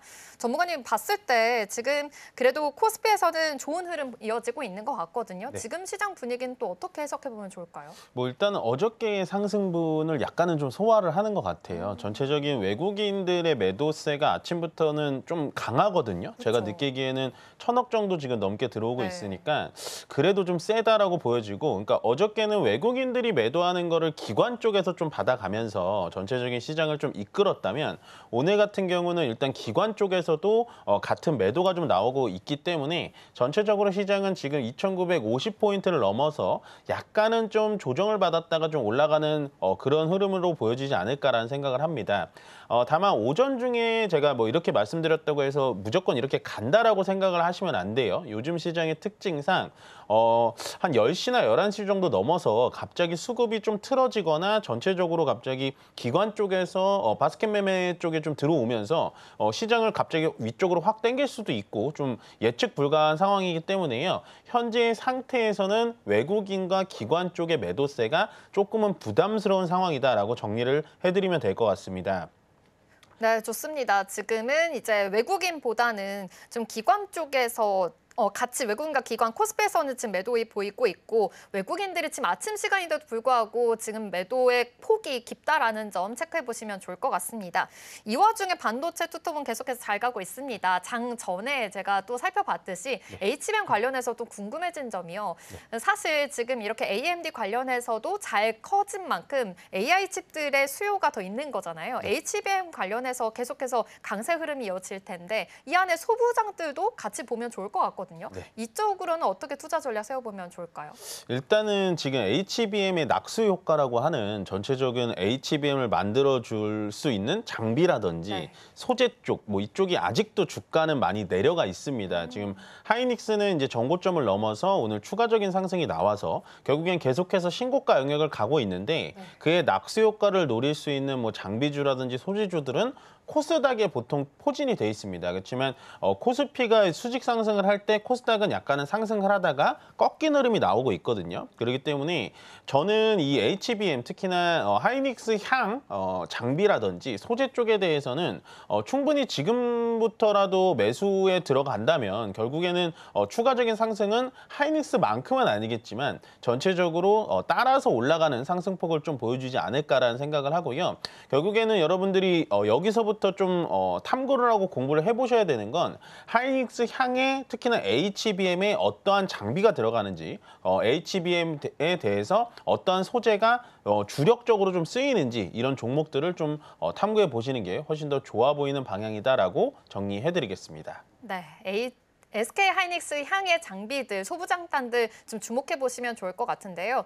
아무래도 AI 관련된 정책들도 계속해서 올라오고 있고 관련된 종목들 관심을 많이 받고 있다 보니까 AI 관련된 이야기도 해봐야 될 것 같습니다. 어제 지금 네이버 출신이 AI 미래 계획 수석으로 또 임명이 된 만큼 네이버가 어제 또 잘 갔잖아요. 근데 사실 음봉으로 마무리가 되기는 했습니다. 네이버 쪽은 사실 어떻게 또 전략을 세워보면 좋을까요? 이게 일단은 어저께 올라간 거는 결국에는 말씀하셨다시피 네이버 출신의 그 하정우라고 하시는 그분이 정부에 들어가면서 네이버가 이제 탄력을 좀 받긴 받은 건데 제가 AI를 얘기하면서 항상 우리나라가 약한 부분은 강한 부분은 하드웨어입니다. 그러니까 반도체라든지 전체적인 뭐 서버 렉이라든지 뭐 이런 거는 우리나라가 정말로 잘하고 있는데 소프트웨어 쪽이라고 하죠. 이 네이버가 하는 소프트웨어 쪽은 아직도 지금 나가고 있는 아마존이라든지 메타, 오픈 AI의 한 1%도 미치지 못한다. 그렇기 때문에 이런 기업들을 정부에서는 좀 지원을 해줘 가면서 키워줘야 된다라고 많이 말씀을 드렸습니다. 현재 네이버 같은 경우는 일단 주가 자체도요 상당히 많이 밑으로 내려와 있는 상태고요. 물론 뭐 작년 말과 올해 초만 비교해 보더라도 한 23만 원 올라갔다가 22만 원 많이 떨어졌네요라고 하지만 월봉으로 본다면 원래 이 종목 같은 경우는 30만 원을 넘어갔어야지 맞기 때문에 저는 지금 앵커님이 말씀하신 것처럼 현재 현 정부, 특히 신정부가 AI 쪽에 대해서 계속해서 주의를 기울이고 이쪽에 대해서 정부 지원책이 나와준다면 결국엔 대장주는 저는 네이버밖에 될 수는 없다라고 보여지고요. 결국엔 네이버에 있었던 기존의 임원분이 정부로 넘어갔기 때문에 네이버가 올라간다라는 개념이 아니라 전체적으로 우리나라에 대한 데이터베이스죠. 이 AI 기술이라는 건 정보력, 그러니까 데이터베이스가 얼마나 많느냐의 싸움인데 결국엔 네이버가 여태까지 해왔던 지식인이라든지 카페, 블로그에 대한 데이터베이스를 정말로 많이 축적되어 있는 상황이기 때문에요. 우리나라의 정말 맞춤형인 AI를 가장 먼저 선보일 수 있는 기업은 저는 네이버라고 보기 때문에 충분히 가격 메리트도 있고 괜찮은 기업이다라고 정리해드리겠습니다. 좋습니다. AI 관련해서 아무래도 지금 정책 수요뿐만이 아니라 지금의 흐름에 가고 있기 때문에 지금 수석이 단순히 그냥 네이버 수석이 됐다 해서 네이버가 되는 게 아니라 지금 여태까지 흐름 상을 보면은 이 랠리의 시작이다라는 점까지 참고를 해보시면 좋을 것 같습니다. 그러면 정부 관련해서 사실 어제 국정기획위원회가 또 공식으로 출범을 했습니다. 그러면 기후에너지부가 신설이 될 가능성도 큰데 이럴 때 그럼 친환경 에너지 쪽 정책 모멘텀도 좀 지금 챙겨봐야 되지 않을까라는 생각이 들거든요. 친환경 에너지 쪽도 저는 나쁘지는 않게 보는데 지금 시장에서는 어떻게 보면은 좀 잠깐 반등이 나왔다가 결국엔 주인공들은 지금 조방원이거든요. 우리가 늘 얘기하는 조선방산 원전인데 신재생 에너지는 좀 예민하게 보시는 게 좋을 것 같아요. 지금 신재생 에너지라 하면 태양광 쪽과 풍력 쪽을 크게 나눠볼 수가 있는데요. 저는 굳이 풍력 쪽까지 여러분들이 보실 필요가 있을까라는 생각을 합니다. 왜 그러냐면 태양광이라고 하면 결국에는 미국 쪽에서도 많이 밀어주는 산업, 뭐 솔라파워라든지 이쪽에 대한 낙수 효과를 누리면서 하나솔루션이라든지 OCI 홀딩스가 미국에 많이 진출이 돼 있고요. 물론 풍력 쪽에 대해서 CS 윈드 같은 기업들이 당연히 지금 미국 쪽에 많이 진출이 돼 있지만 결국엔 우리나라 쪽에서는 풍력을 밀지만은 현 미국 정부에서는 풍력보다는 태양광 쪽에 무게감을 좀 더 실어주고 있기 때문에 우리나라의 모멘텀만 가지고 풍력 쪽에 들어간다라는 거는 저는 좀 반대를 드립니다. 그러니까 신재생 에너지 쪽에 대해서 관심이 있고 그 부분에 대해서 내가 어느 정도 투자를 하고 싶다라고 한다면 저는 두 개 중에 하나를 꼭 선택해야 된다면 태양광 쪽으로 여러분들 좀 많이 공부해 보시는 게 더 좋아 보인다라고 정리해드리겠습니다. 네, 우리나라의 모멘텀도 중요하지만 글로벌적으로 다 같이 가야 더 상승할 여력이 더 있기 때문에 이 정도 참고해 보시면 좋을 것 같은데요. 한화솔루션 오늘은 좀 크게 쉬어갑니다. 7% 하락하면서 지나고 있다는 점 참고해 보시면 좋을 것 같습니다. 이 와중에 오늘 방산도 조금은 쉬어가는 흐름 가지는 것 같은데요. 하나 에어로스페이스 1%대 하락하고 있고 현대로템도 2% 하락하고 있습니다. 네. 사실 주도주다 이렇게 말씀을 해주셨는데 사실 이렇게 오늘 좀 쉬어갈 때 오히려 좀 담아봐야 되는 전략도 필요할 것 같은데 어떻게 생각하실까요? 일단 좀 쉬어갈 때가 됐죠. 어느 정도 좀 쉬어가야 되는데 그러니까 방산이라는 게 참 되게 재밌는 게 네. 계속해서 눌러줘야지라고 했는데 갑자기 중동 리스크가 터지면서 어저께도 약간 이상급등이 좀 나왔거든요. 그래서 이렇게 하루 정도 조정받았을 때 우리가 섣불리 들어가진 않으셨으면 좋겠습니다. 뭐 일단은 제가 봤을 때는 뭐 좀 약간 방어적인 설명일 수도 있겠지만 현재의 방산주들은요. 어떻게 본다면 신규로 진입하기에는 좀 부담스러운 가격일 수 있어요. 그렇기 때문에 지금은 어떻게 보면 좀 보유자의 영역이다라고 좀 보여지고요. 여기서 좀 추가적으로 좀 조정이 좀 나와서 눌림이 좀 심하게 나온다라고 한다면 저는 방산에 대해서는 계속해서 장기적인 관점에서 보는 게 훨씬 더 좋다라고 말씀을 좀 드리고 그렇다고 지금 추세가 끝났냐라고 한다면 저는 아직도 추세가 끝나 보이진 않습니다. 전체적으로 오늘 뭐 1%, 2% 하락폭이 나오기는 합니다만 기술적으로 보더라도 아직은 차트가 꺾여져 있는 차트가 아니기 때문에 충분히 추가 상승 가능성은 있다. 다만 지금 눌러준다고 해서 오늘 매수 포인트로 들어간다라는 거는 좀 반대 의견 드려보겠습니다. 네, 좋습니다. 그러면 또 짧게 한번 질문 드리겠습니다. 지금 전 코너에서도 삼성 SDS 얘기했는데 사실 스테이블 코인 관련해서 요즘 계속 강세 흐름 이어지고 있습니다. 갤럭시와 머니트리도 9% 강세 흐름, 또 우리기술도 12% 급등하고 있는데 네. 이쪽도 어떻게 보고 계실까요? 뭐 제가 늘 말씀드리지만 잘 가는 뉴스, 그러니까 네. 큼직한 뉴스, 그다음에 오래 가는 뉴스, 유통기한이 긴 뉴스라고 하죠. 이런 뉴스들은 정부에서 밀어주는 정책 관련된 그런 테마들은 확실히 길게 가요. 거기다가 스테이블 코인 같은 경우에는 지금 뭐 아마존이 됐든 월마트, 특히나 미국 쪽에서도 직접적으로 발행한다라는 얘기가 많이 나오고 있기 때문에 저는 좀 길게 보셨으면 좋겠어요. 물론 삼성 SDS가 어저께 정말 이 대형 종목이 급등이 나왔다가 오늘 좀 조정이 나오고 있기는 한데 그래도 저는 앞으로도 계속해서 조방언을 이어갈 만한 충분한 재료와 모멘텀을 가진 게 바로 이 스테이블 코인 쪽의 재료지 않을까라고 정리해드리겠습니다. 그렇게까지 보시는군요. 네. 좋습니다. 정부 정책과 함께 잘 흘러가는 흐름 가지고 있는 스테이블 코인 쪽으로도 투자 포인트 잘 세워보시면 좋을 것 같습니다. 스탁포인트는 여기서 마무리하도록 할게요. SCB 이민 전문가와 함께했습니다. 고맙습니다. 네, 고맙습니다.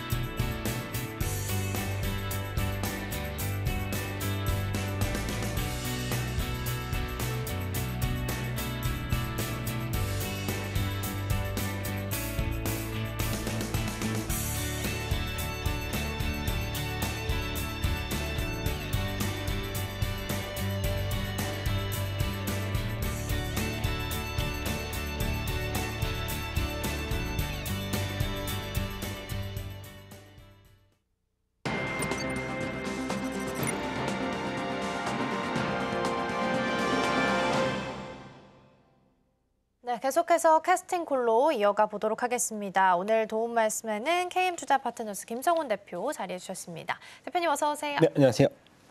네, 오늘 증시 분위기 먼저 살펴보겠습니다. 코스닥은 계속 왔다 갔다 하더니 다시 강보합 쪽으로 좀 자리를 잡은 것 같고요. 코스피는 1% 넘게 상승을 좀 하고 있습니다.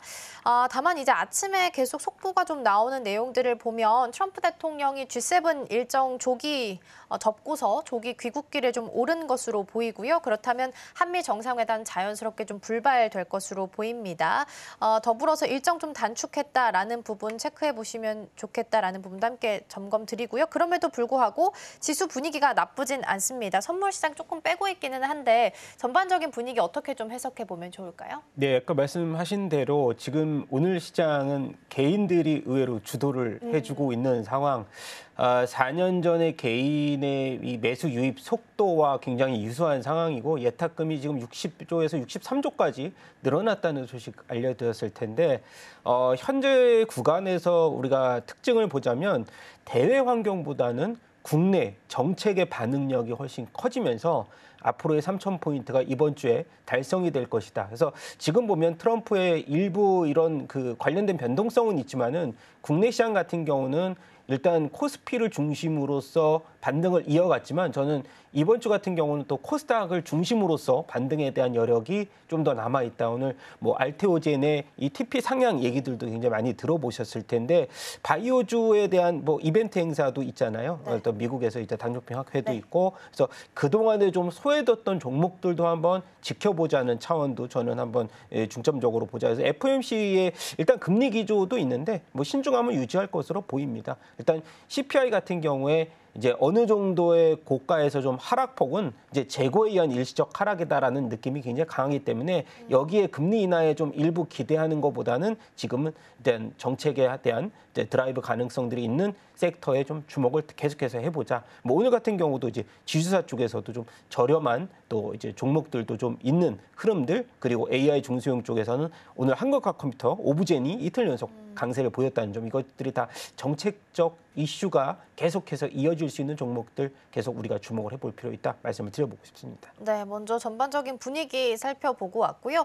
시총 상위 종목들 특히나 흐름이 좀 나쁘지 않은 상황입니다. 앞서서 말씀해 주셨던 알테오젠 TP 상향 조정되는 내용들이 있었는데 오늘 40만 원 선 지금 현재 지나가면서 강보합 수준 지켜내고 있고요. 오늘 반도체 투톱도 사실 흐름이 좋습니다. 미국 시장에서도 AMD가 8% 정도 급등세가 있었기 때문에 추가적으로 같이 좀 영향받는 부분도 있을 거고요. 삼성전자는 6만 원 거의 앞둔 상황 속에서 오늘은 3%대 강세 보이고 있습니다. 그러면 시총 10위 정도로 조금 더 눈을 좀 넓혀 보면 개장했을 때 두산 에너빌리티가 시총 9위까지 올라왔었는데 다시 지금은 10위로 내려온 상황입니다. 어제 있었던 시총 10위 진입은 17년 만에 있었던 일이라고 하고요. 대표님 두산 에너빌리티 우리가 5만 원 이야기했었었는데 어느덧 6만 원까지도 와버렸고 지금 여기도 넘긴 상황입니다. 그래서 차트를 보면 진짜 끝도 모르고 달리는 모양이라서 지금 보유하고 계신 분들은 뭐 사실 행복한 고민이겠지만 이렇게 쭉쭉 가는 걸 보면 사실 포모 현상도 빼놓을 수가 없어서 어떻게 주가 추이를 좀 예상을 해보면 좋을까요? 네, 저는 그냥 보유하고 싶으신 분들은 당연히 보유일 테고 신규 진입이 부담스러운 구간은 아니다라고 말씀드리고 싶고요. 네. 뭐 오늘 이제 반등이 나오는 거는 또 뉴스케일 파워 미국에서 이제 이게 사실 신고가가 40불 이상에서 뭐 50불 가는 거는 순간이거든요. 그리고 에너빌리티 같은 경우도 지금은 이런 그 복합화력과 관련돼서 가스터빈 매출이 계속해서 늘어나면서 원전은 오히려 플러스 알파로 진행이 되는 상황이고요. 27년까지 뭐 한 9기 정도 이것이 보수적으로 우리가 수주를 나타낸 건데 뭐 일단 수주 되고 나서 금액 받는 거는 이게 전체적으로 어느 정도 기간이 길게 나오겠지만은 이 수주 잔고에 대해서 방산의 역할을 지금은 이 원전이 해준다고 보시면 될 것 같아요. 힌트를 방산해서 줬다면 원전은 그 2차적인 그런 이 수주에 대한 이 섹터가 어느 정도 모멘텀이 좀 따라가 있다. 저는 그렇게 본다라고 하면은 최근에 한전 기술이 두산 에너빌리티의 바톤 이어받고 네, 나서 맞아요. 그 다음 이어받을 것이 일단 이 이란과 지금 이제 이스라엘의 핵시설 타격과 관련돼서 또 MRO 정비에서 중요한 점이 또 한정 KPS가 최근 들어서 그 바톤을 이어받았다는 거죠. 그래서 지금 뭐 종목들이 워낙 많이 상승을 했다라고 쳐도 저는 한정 기술은 고점에 대한 룸은 얼마 남지 않았지만 KPS에 대해서 보면은 주가가 15만 원대 고점에서 이제 상승하는 구간 거기다가 일단 뭐 원전에 붙일 정도는 아니지만 배당에 대한 이 배당 수익률이 지금 현재가로 비교했을 때 현재 시세로 비교한다면 5%대까지 배당 수익률 나오기 때문에 좀 안전한 쪽으로 가자면 저는 MRO 사업에서는 한정 KPS도 한번 지켜볼 상황이고 두산 에너빌리티는 그 전에 제가 일주일 전에 나왔을 때도 5거래일 1주간 단위로 5거래일에서 이틀 연속 조정받는 흐름이 나오지 않는다라고 하면 그냥 추세적으로 살아있다. 이것은 사실 뭐 멀티플도 아니고 다른 요소를 적용해 볼 필요는 없고 그냥 시세적인 분출, 거기에 모멘텀적인 요소 그런 것들로 그냥 지켜보셨으면 좋겠고요. 일단 차트를 보면 신규 진입 불가합니다. 차트보다는 일단 수급이라든가 이런 것들 체크해 보시는 것 더 낫지 않을까 싶어요.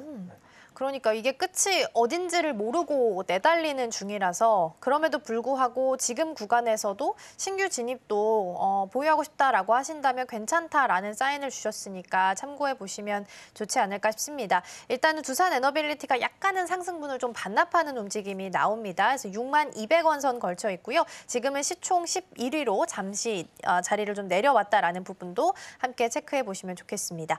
자, 그럼 이어서 외국인과 기관 쪽에서는 어떤 종목을 담고 있는지 함께 살펴보도록 하겠습니다. 네, 먼저 외국인 쪽에서는 SK하이닉스 그리고 어제 강했던 한화시스템 여전히 좀 긍정적으로 보고 있는 것 같고요. 알테오젠, LS일렉트릭, HD현대일렉트릭까지 전력 설비나 전선 관련된 쪽에서도 여전히 관심 좀 높은 것으로 보입니다. 반대로 이제 기관 쪽에서는 삼성전자를 오히려 좀 담아가는 것으로 확인되고 있고요. 어제 움직였었던 삼성, SDS, LG CNS 같은 종목들도 지금 기관 쪽에서 이름 체크되고 있습니다. 그러면 역시 또 반도체, SK하이닉스 가격대가 또 올라온 만큼 확인하고 넘어가 보도록 하겠습니다. 어제 이제 HBM 일부 물량 선 공급 소식이 있었습니다. 그래서 SK하이닉스가 이제 대체장에서도 25만 원을 넘어섰고 정규장에서도 25만 6천 원까지 지금 움직임이 나오고 있습니다. 그래서 여기서부터의 자리가 더 중요할 것 같아요. 우리가 이제 기대하는 그 다음 숫자는 이제 30만 원 자리가 될 텐데 여기까지 기대해도 괜찮을지 추이 어떻게 좀 지켜보면 좋을까요? 사실 발목을 잡았던 엔비디아의 리스크가 조금씩 해소가 됐고 이제 그 미국과의 협상 뭐 앞서서도 이제 영국이라든가 중국에서 봤듯이 협상에 대한 이제 반도체 품목별 관세 리스크가 조금씩 사라지는 것 같고 그다음에 SK하이닉스가 중요한 게 지금 아까 말씀드렸던 HBM4 공급 이제 선제적으로 마이크론이 좀 많이 따라오기는 했지만 일단 이 수율 면으로는 아직까지 뭐 이제 SK하이닉스와 견줄 만한 수율은 아니다라는 점. 그리고 저는 중요한 건 뭐냐면 SK하이닉스가 지금 워낙 쌉니다. 일단 글로벌리 투자자들, 뭐 헤지펀드 투자자들도 마찬가지로 한국 주식에서 이렇게 싼 주식을 못 봤다라는 의견들이 거기서 저 반도체 쪽으로 얘기가 나오고 있고 거기서 주목해야 될 것이 삼성전자보다 SK하이닉스 쪽으로 수급이 몰릴 가능성들. 지금 보면 선행으로 10배가 안 되잖아요, SK하이닉스가. 일단 글로벌리 기업 이제 대표 이제 반도체 기업 중에 뭐 엔비디아도 지금 뭐 30배 이상에서 흐름 이어가고 있는 반면에 SK하이닉스를 본다면 이렇게 싼 주식이 있었나라는 시각이 새롭게 나올 지금의 시점이고 골드만에서도 SK하이닉스 TP 29만 원 목표가 뭐 일단 달성되면 또 올리겠죠. 그래서 그런 부분들 나온다면은 지금은 삼성전자가 어저께 보니까는 이제 외국인들의 매도를 이제 전체 시장에서 뭐 3천억 이상 삼성전자가 다 판 거잖아요. 지금 보면은. 그래서 저는 지금의 흐름에서 SK하이닉스의 오히려 삼성전자의 수급이 더 강하게 일단 SK하이닉스 쪽으로 쏠릴 가능성들도 이제 무게감을 실어보자라는 의미로 본다면은 일단 이제 전고점 돌파가 시작이 아닌가 저는 그렇게 생각하고 있습니다. 전고점 돌파의 시작일 수도 있다라는 말씀 주셨습니다. 사실 이제 전고가 24만 8,500원이었기 때문에 여기 이제 넘어서면서 움직임 나오고 있는 상황이고요. 일단은 오늘 나왔던 리포트 중에 하나는 32만 원 TP 이야기가 좀 있기는 하네요. 그래서 같이 좀 참고해서 보시면 좋을 것 같습니다. 그러면 이제 기관 쪽에서 의외로 그동안 좀 없었던 종목 중에 하나가 이제 삼성 SDS랑 LG CNS라서 이 두 가지 종목 묶어서 같이 좀 보겠습니다. 일단 무거운 종목들이 어제 큰 폭으로 좀 오름세를 보였습니다. 이제 스테이블 코인 관련해서 좀 움직임이 같이 나오고 나오고 있는 상황이고 앞선 코너에서 넥스 트레이딩에서도 우리 삼성 SDS는 좀 살펴보기도 했었는데요. 이제 원래 좀 작은 테마로 우리가 이해를 했었는데 이 정도로 순환이 돌고 이 정도로 강세를 보인다라고 하면 그 이상으로 판단해야 되는 거 아니냐라는 시각들도 좀 있습니다. 어떻게 보시는지, 그냥 만약에 그렇다고 한다면 어떤 종목들을 보는지도 좀 조언 주시면 좋을 것 같거든요.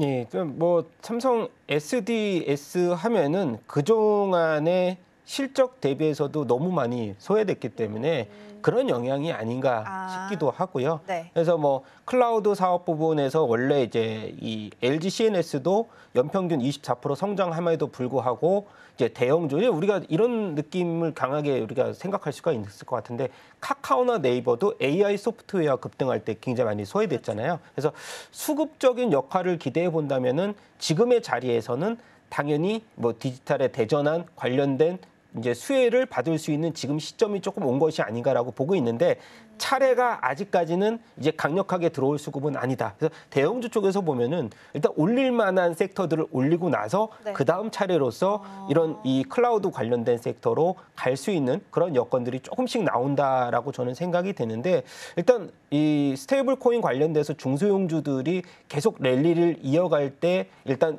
빈 룸을 일부분은 채울 수는 있지만은 당장의 수급이 하루 올랐다고 해서 이것이 일단 어느 정도 저점에서 기술적 반등이냐 아니면 추세적인 전환이라고 판단했을 때는 아직 이르지 않을까라고 보고 있습니다. 그렇군요.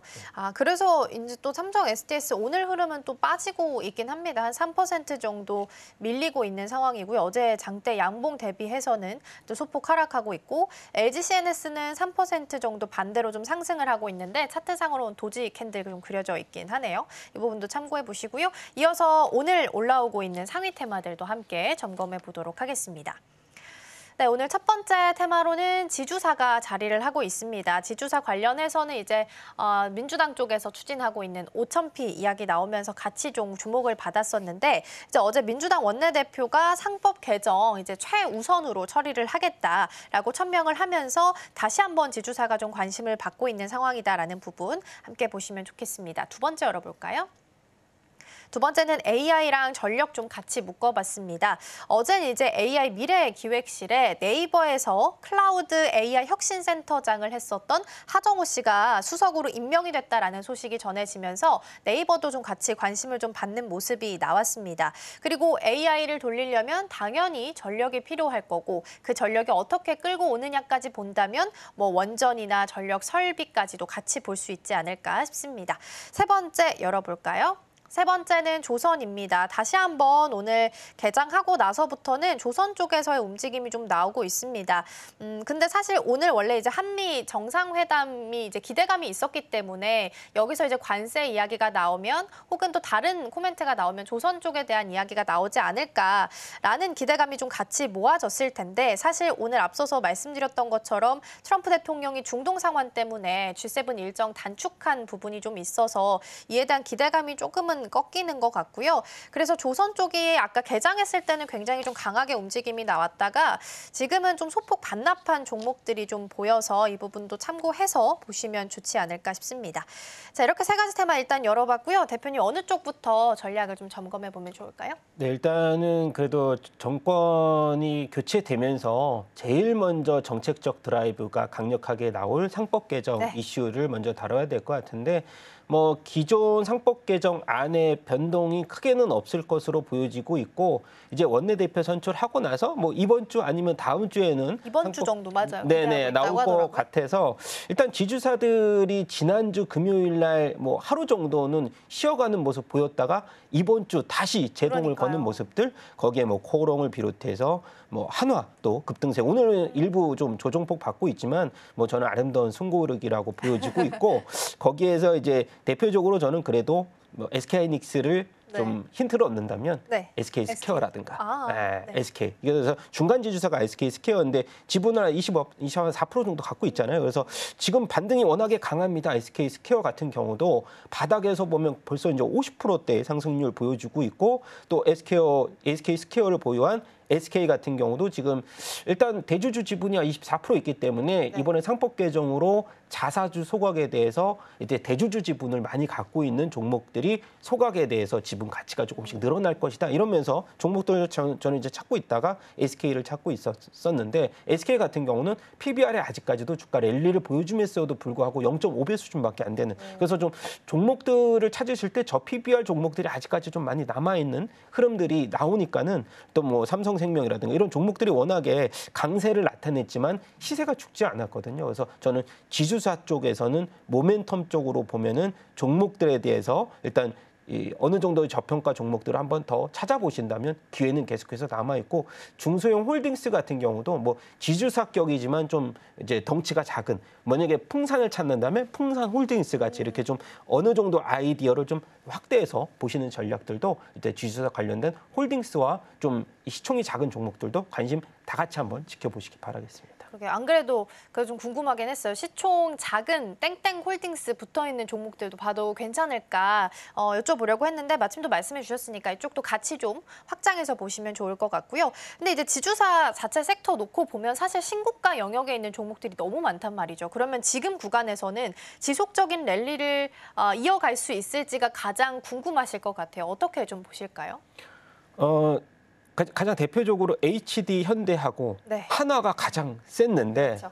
저는 부담감 없이 수익을 낼 수 있는 구간은 아니다라고 생각해요. 왜냐하면 이렇게 좀 차트의 고점에서 들어가면 흔들 때 이것을 버틸 수 있는 강심장의 투자자들이 몇 안 되거든요. 저 같아도 그렇죠. 사실 이런 흔들림이 낙폭이 어느 정도 꺾일 추세적인 전환일까 이런 의심을 하게 된다면 홀딩 구간에서 이제 다시 한번 정고점 돌파할 때 제가 지분을 좀 매각하게 되는 그런 경우가 있기 때문에 그런 종목보다는 아까 말씀드렸던 뭐 SK라든가 효성 이렇게 좀 그나마 이 멀티플은 조금 더 싸고 그다음에 PBR이 조금 더 저렴한 종목들이 이제 이 지주사의 상법 개정이 어느 정도 이제 윤곽이 나왔을 때 단기 흔들림에 좀 저는 이제 굳건하게 매수하고 이제 어느 정도 홀딩을 이어갈 수 있는 종목들을 조금 더 지켜보셨으면 좋겠습니다. 그러면 이제 신고가 구간에 있으니까 가장 중요한 건 꺾이지 않는 마음이 될 수 있겠네요.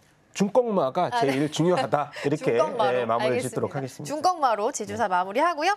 다음 테마 넘어가서 AI랑 전력 좀 살펴보겠습니다. 사실 AI 소프트웨어 관련주들이 다시 한번 또 조정 후에 달릴 준비를 좀 하고 있는 것 같아요. 그리고 가장 대표적인 종목으로는 네이버랑 카카오가 있을 텐데 그동안 상대적으로 소외를 좀 많이 받았단 말이죠. 그리고 이제 앞서서 말씀드린 것처럼 네이버는 이제 AI 미래 기획실 관련된 이슈도 같이 있는 상황이니까 확장해서 좀 기대를 가져봐도 괜찮을까요? 네, 지금은 그래도 이제 좀 소외받았던 네이버가 뭐 일주일 사이에 이제 강세를 나타낸다 이런 거보다는 중장기적으로 볼 종목에서 우리가 계속 다시 한번 포함을 시켜야 되지 않을까 싶고요. 이번에 이 하정우 미래기획 수석이 이제 어느 정도 그런 이 AI와 관련된 정책들 무려 육성 이제 지원금이 100조잖아요. 그럼 이 100조에 대한 풍부한 자금을 어떻게 활용을 할까? 그리고 다음 달에 AI 관련된 국가대표 기업에서 선정될 5개 기업이 어느 종목일까? 이것을 계속해서 간추려 나가는 작업을 하셔야 될 것 같은데 일단 네이버 같은 경우는 지금 뭐 쇼펌이라든가 그동안의 홈피드, 인기 콘텐츠 노출에 대한 검색 광고라든가 이런 부분에서 1분기 실적이 그래도 컨센서스를 달성해도 불구하고 좀 부진했다는 것은 수급적인 역할이 좀 더 중요하다. 그래서 일단 솔트릭스, 뭐 한국컴퓨터 이런 중소형주 쪽의 수급이 일단 이동했다라고 하면은 일단 고점에서 어느 정도 룸이 좀 남아있다라고 본다면 네이버나 카카오 쪽으로 일부 자금이 다시 한번 갈 가능성도 저는 있다고 봐서 지금 흐름으로 봤을 때는 조금 더 이제 카카오 그룹주 내에서도 카카오, 뭐 카카오페이를 중심으로 해서 네이버 쪽도 한번 저는 중심을 잡고 지켜보자라는 말씀 드려보고 싶고 그리고 젠세대 사이에서는 지금 검색 서칭보다는 서칭에서 한 단계 더 나아가서 결과 솔루션 도출까지 나아가는 그런 시스템에 대해서 좀 더 중심을 있게 지켜보기 때문에 네이버가 이제 지금 시점에서 할 그런 그 어느 정도 솔루션은 이 하이브 액티브 이제 클로버죠. 그것을 어떻게 활용할 것인가 그리고 어느 정도 진화한 모습을 보여줄 것인가가 더 중요하기 때문에 실적보다는 일단 퀄리티를 좀 더 높일 수 있는 방안을 좀 더 마련하는 것 그런 것이 시장에서 어느 정도 대중에게 그런 것이 먹혔을 때 좀 더 네이버에 대한 주가의 랠리가 이어지지 않을까라는 기대감 갖고 있고요. 카카오 같은 경우는 하반기 오픈 AI 일단 본인의 이 거대 언어 모델보다는 뭐 AI 식민지가 되더라도 이 어느 정도의 그 글로벌 파트너십을 이용해서 시장 진출을 장악할 수 있기 때문에 두 가지 종목을 본다면 저는 그래도 카카오에 조금 더 손을 들어줘야 되지 않을까라고 보고 있습니다. 네, 일단은 두 가지 종목 소외됐으니까 이제부터는 좀 더 긍정적으로 봐도 좋겠다라는 말씀을 좀 주셨고요. 전력도 같이 이제 뒤에 좀 붙어 있었기 때문에 전력도 같이 좀 보면 사실 어제 HD 현대일렉트릭도 그렇고 효성중공업도 굉장히 강하게 움직임을 좀 보였습니다. 근데 사실 효성중공업 하면은 그동안 건설 이슈도 같이 있다 보니까 건설 때문에 늘 발목이 좀 잡혔어서 상승 동력이 좀 낮다라는 평가가 있었단 말이죠. 근데 이제 건설 쪽도 분위기가 좀 나아지고 있으니까 효성중공업에 대해서도 재평가를 좀 이뤄줄 수 있을지. 근데 차트를 좀 열어보니까 차트는 5일선 잘 타면서 정말 예쁘게 잘 가고 있거든요. 어떻게 좀 판단을 하고 계실까요? 뭐 당연히 효성중공업은 이제 버릴 게 별로 없을 것 같아요. 왜냐하면 원전 사업도 그렇죠, 얘네가 그렇죠. 비중이 있잖아요. 원전 비중이 적긴 하지만 원전 건설 거기에 이제 전력기기까지 그다음에 지금 일단 수출 데이터가 1일부터 10일 나온 데이터가 미국향 같은 경우 무려 540% 증가했다는 맞아요. 소식 나오면서 어제 급등세 보였는데 뭐 지금 효성중공업은 지금 미국향도 미국향이지만 유럽향 매출까지 계속 선전하는 모습을 보여주면서 포트폴리오에 대한 다각화 측면으로 본다면 그리고 이제 선행 멀티플도 한 뭐 30배 정도 그렇게 비싸다고 저는 느껴지지 않거든요. 그래서 탑픽은 당연히 뭐 3, 4 당연히 중요하지만 효성중공업도 저는 계속 지켜봐야 되고 그다음에 지주사 모멘텀 있는 LS 쪽도 한번 계속해서 전고점까지 왔는데 그 전고점 돌파 가능성 충분히 크죠. 그래서 그런 종목들 그다음에 우리가 배전 쪽으로 본다면 재룡전기 같은 경우도 제일 싼 종목 중에 하나죠. 미국향 매출, 그다음에 해외 매출 비중이 80에서 90%까지 맞아요, 올라온 맞아요. 종목인데 주가는 그렇게 크게 오르질 않았거든요. 그래서 재룡전기라든지 그다음에 미국 쪽은 당연히 산일전기 보셔야 되고 전력주들은 뭐 세트처럼 움직인다라고 보시면 될 것 같아요. AI 데이터 센터 지금 뭐 카카오라든가 지금 증축 이제 발표했잖아요. 네네. 그래서 이제 총수들 모아놓고 이런 AI 데이터 센터에 대한 그런 관련된 드라이브는 계속 이어질 것이다. 거기에 따라서 전력기기는 같이 움직인다고 보시면 될 것 같아서 LS, 효성중공업, 뭐 재룡전기, 뭐 산일전기 정도 보셔도 될 것 같다 말씀드려보고 싶습니다. 그러게요. 안 그래도 그 재룡전기를 깜빡했던 것 같아서 다시 차트를 좀 보니까 재룡전기는 오늘 갭을 띄우면서 출발을 했네요. 7%대 현재 강세 보이고 있고 42,900원에서 현재 거래가 되고 있습니다. 시간이 많지는 않은데 짧게 조선 쪽에 대한 코멘트 좀 받고 마무리를 해볼게요. 마찬가지로 이쪽도 하루 오르고 하루 떨어지고 이렇게 반복을 하다 보니까 어느덧 차트를 돌려보면 다시 또 높은 자리까지 올라와 있고 반복이 좀 되고 있습니다. 시장의 재료는 어느 정도 다 노출이 된 상황이고 아직 불확실성이 해소되지 않은 부분들이 남긴 했는데 이 자리에서 사야 돼 말아야 돼 고민한다면 어떤 조언 주실 수 있을까요? 망설임 없이 사야 돼. 사야 돼? 네. 그렇게 좀 짧게 네. 네, 반말 아니고요. 네. 네, 그렇게 여쭤보셔서 그렇게 말씀드린 건데 일단 미국 내 사업권이 굉장히 안정적입니다. 지금 필리조선서 우리가 하나 시스템 어제 급등세 보였잖아요. 맞아요. 사실 이제 노스먼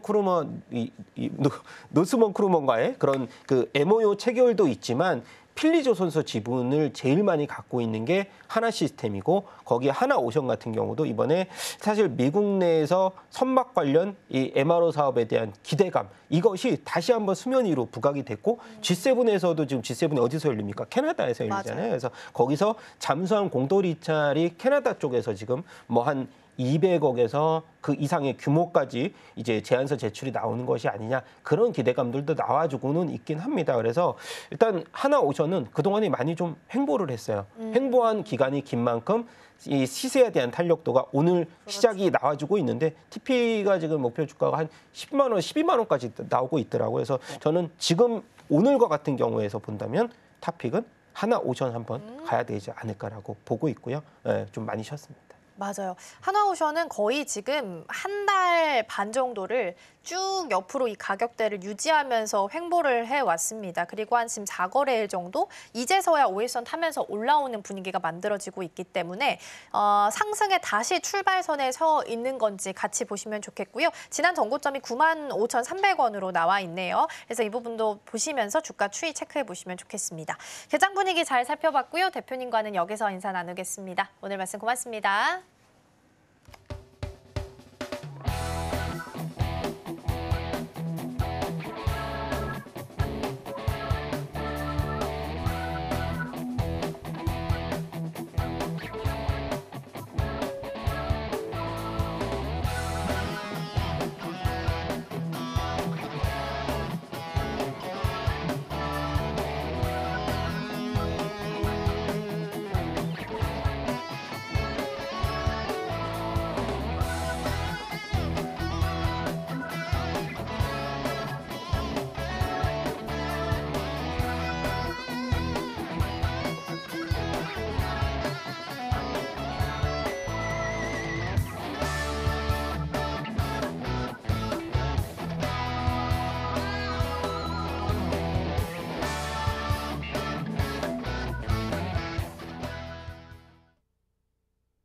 지금 이 시각 시장 상황 함께 체크해 보도록 하겠습니다. 먼저 지수부터 살펴볼 텐데요. 간밤 뉴욕 증시는 일제히 3대 지수가 상승으로 마감을 지었습니다. 이란이 이스라엘과 좀 휴전을 하고 싶다라는 신호를 보내기도 했었습니다. 그래서 오늘 양시장, 오늘 국내 시장도 빨간불로 출발을 했는데요. 현재는 그 상승폭을 더 확대해 나가는 모습입니다.